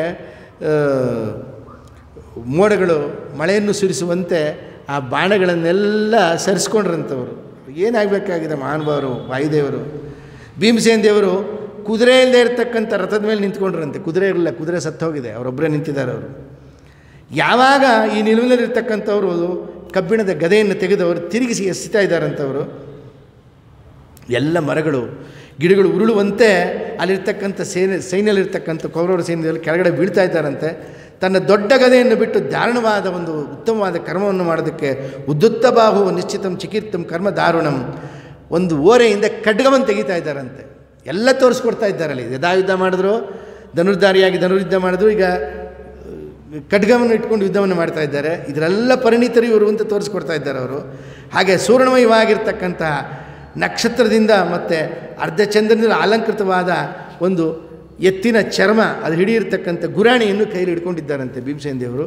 ಎಲ್ಲ ಬಾಣಗಳು ಬಿಡ್ತಾ ಇದ್ದಾರೆ, ಆ ಗುರಾಣಿಯಿಂದ ತೆಡಿತಾ ಇದ್ದಾರೆ, ಕತ್ತಿಯಿಂದ ಪ್ರಹಾರ ಮಾಡ್ಕೊಂಡು ಬರ್ತಾ ಇದ್ದಾರೆ. ಗದೆ ಪ್ರಯೋಗ ಮಾಡಿಲ್ಲ ಇನ್ನು. ಹೇಳ್ತಾ ಇದ್ದಾರಲ್ಲಿ, ವರ್ಣನೆಯನ್ನು ಮಾಡ್ತಾ ಇದ್ದಾರಲ್ಲಿ. ಭೀಮಸೇನ ದೇವರು ವಧೆ ಮಾಡಲು ಬಯಸಿ ಎಲ್ಲರ ಮೇಲೂ ಹಾಕ್ತಾ ಇದ್ದಾರಂಥವ್ರು ಬಾಣಗಳನ್ನು. ಮತ್ತೆ ವಿರುದ್ಧವಾಗಿ ಅವರು ಮತ್ತೆ ಭೀಮಸೇನ ದೇವರ ಬಾಣವನ್ನು ಪ್ರಯೋಗ ಮಾಡ್ತಾ ಇದ್ದಾರೆ. ಅತಿ ವೇಗವಾಗಿ ಬರ್ತಿದ್ದ ಬಾಣವನ್ನು ತಮ್ಮ ಗುರಾಣಿಯಿಂದ ತಡಿತಾ ಇದ್ದಾರೆ, ಕತ್ತಿಯಿಂದ ಎಲ್ಲರನ್ನು ಛೇದನ ಮಾಡ್ಕೊಂಡು ಬರ್ತಾ ಇದ್ದಾರೆ. ಅವರು ಆ ಅಸ್ತ್ರಗಳವರು ಬರೋಕ್ಕೆ ಮುಂಚೆನೇ ಭೀಮಸೇನ ದೇವರು ಯಾವ ಗಾಬರಿಯೂ ಇಲ್ಲದೆ ಖಡ್ಗಗಳಿಂದ ಅದನ್ನು ಕತ್ತಿಸ್ತಾ ಇದ್ದಾರಂತೆ. ಇನ್ನೆಷ್ಟು ಶಕ್ತಿ ಸಾಮರ್ಥ್ಯ ಅವರಲ್ಲಿರಬೇಕು, ಇರಲಿಕ್ಕೆ ಬೇಕು. ಅವರಲ್ಲಿಲ್ಲದೆ ಶಕ್ತಿ ಇನ್ಯಾರಲ್ಲಿ ಇರಲಿಕ್ಕೆ ಸಾಧ್ಯ? ನಿಕೃತ್ತ ತರಣೇ ಭೀಮಂ ಸ್ತೋಭರಾಂತ ವೈ 14 ರೀತಿಯಾಗಿರ್ತಕ್ಕಂಥ ವಿವಿಧ ಅಸ್ತ್ರಗಳನ್ನು ಭಾನುಮಂತ ಅಂತಕ್ಕಂಥವನ ವರ್ಕೆಯಲ್ಲಿಗೆ ಬಿಡ್ತಾ ಇದ್ದಾನಂತೆ. ಆ ಕಳಿಂಗರಾಜನಿಗೆ ಭಾನುಮಂತ ಅಂತ ಇನ್ನೊಂದು ಹೆಸರಿದೆ ಅಂತ ಹೇಳ್ತಾ ಇದ್ದಾರೆ ಇಲ್ಲಿ. ಇನ್ನು ಭೀಮಸೇನ ದೇವರು ಅವರ ಸಿಂಹನಾದವನ್ನು ಸಹನೆ ಮಾಡಲಿಕ್ಕೆ ಆಗ್ತಾ ಇಲ್ಲ, ಅದ್ಭುತವಾಗಿ ಯುದ್ಧವನ್ನು ಮಾಡ್ತಾ ಇದ್ದಾರೆ. ಆ ಗರ್ಜನೆಯಿಂದ ಹೆದರಿ ಹೋಗಿರ್ತಕ್ಕಂಥ ಕಳಿಂಗ ದೇಶದ ಸೇನೆ ಭೀಮಸೇನ ದೇವರು ಸಾಮಾನ್ಯ ಮನುಷ್ಯರು ಅಂತ ಅಂದ್ಕೊಳ್ಳಿಲ್ವಂತೆ ಹೇಳ್ತಾ ಇದ್ದಾರೆ. ಹೇಗೆ ಅಂದರೆ ಅನೇಕ ಅಶ್ವಸಮೂಹ, ಗಜಸಮೂಹ ಇದೆಲ್ಲ ಬರ್ತಾ ಇದೆ. ಭೀಮಸೇನ ದೇವರು ಮಹಾ ಗರ್ಜನೆಯನ್ನು ಮಾಡ್ತಾ ಇದ್ದಾರಂತಲ್ಲಿ. ಆನೆಯ ದಂತಗಳ ಮೇಲಿಂದ ಆನೆ ಮೇಲೆ ಏರಿ ತನ್ನ ಖಡ್ಗದಿಂದ ಅದರ ಕುಂಭಸ್ಥಳವನ್ನು ಸೀಡ್ತಾ ಇದ್ದಾರಂತೆ. ಮೇಲೆ ಹತ್ತೇ ಬಿಟ್ಟರು ಮೇಲುಗಡೆಗೆ ಆನೆಗಳ ಮೇಲೆ. 8 ಆನೆಗಳು ಸತ್ಬಿದ್ದಿದ್ದು, ಅದರ ಎಲ್ಲ ಅವಯವಗಳು ಬಿದ್ದೋಗಿತ್ತು ಅಂತ ಹೇಳ್ತಾ ಇದ್ದಾರೆ ಅಲ್ಲಿ. ಭಾನುಮಂತ ಅವನನ್ನು ಕೊಂದ್ರಂಥವರು. ಮತ್ತು ಅಲ್ಲಿ ಇವರು ತುಂಡು ಮಾಡಿ ಹಾಕಿರ್ತಕ್ಕಂಥ ರಥದ ಪುಡಿಗಳು ಮತ್ತು ಅನೇಕ ಏನೇನೋ ಅವರು ಕವಚಗಳು ಇಟ್ಕೊಂಡಿದ್ರಲ್ಲ, ಅದೆಲ್ಲ ಪುಡಿಗಳು ಹೇಗಿತ್ತು ಅಂದರೆ ತಿಲಸಮಾನ ಆಗೋಗಿತ್ತಂತೆ, ಎಳ್ಳು ಸದೃಶ ವರ್ಣನೆ ಮಾಡ್ತಾ ಇದ್ದಾರೆ.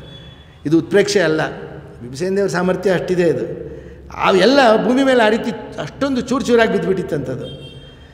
ನಿರ್ಭೀತವಾಗಿ ಇವರು ಚಕ್ರದಂತೆ ತಿರುಗಿಸ್ತಾ ಇದ್ದಾರೆ ತಮ್ಮ ಕತ್ತಿಯನ್ನು. ಯುದ್ಧದಲ್ಲಿ ಉತ್ಕಟವಾದಂಥ ಬಲ ತೋರಿಸ್ತಾ ಇದ್ದಾರೆ. ಶೈನವತ್ ವ್ಯವಚರದ್ ಭೀಮೋ ರಣೆ ವಿಪುಲ ಬಲೋತ್ಕಟಃ. ಮತ್ತೆ ಎಲ್ಲ ಕಡೆ ಸಂಚಾರ ಮಾಡ್ತಾ ಇದ್ದಾರಂತೆ. ಒಳ್ಳೆ ಗಿಡಗ ಪಕ್ಷಿ ಹೇಗೆ ಎಲ್ಲ ಕಡೆ ಹಾರಾಡಬೇಕು ಹಾಗೆ ಆ ಶತ್ರು ಸೈನಿಕರ ಶಿರಸ್ಸನ್ನು ಹರಿತವಾದ ಅಲುಗಿರ್ತಕ್ಕಂಥ ಅಂದರೆ ಚೂಪಾದ ಖಡ್ಗದಿಂದ ಕತ್ತರಿಸ್ತಾ ಇದ್ದಾರಂತೆ. ಕಾಲ ಯಮನಂತೆ ತಾವು ಕಾಣಿಸ್ತಾ ಇದ್ದಾರೆ. ನಡ್ಗೋಗ್ಬಿಟ್ರು ಇಡೀ ಕೌರವ ಸೈನ್ಯ.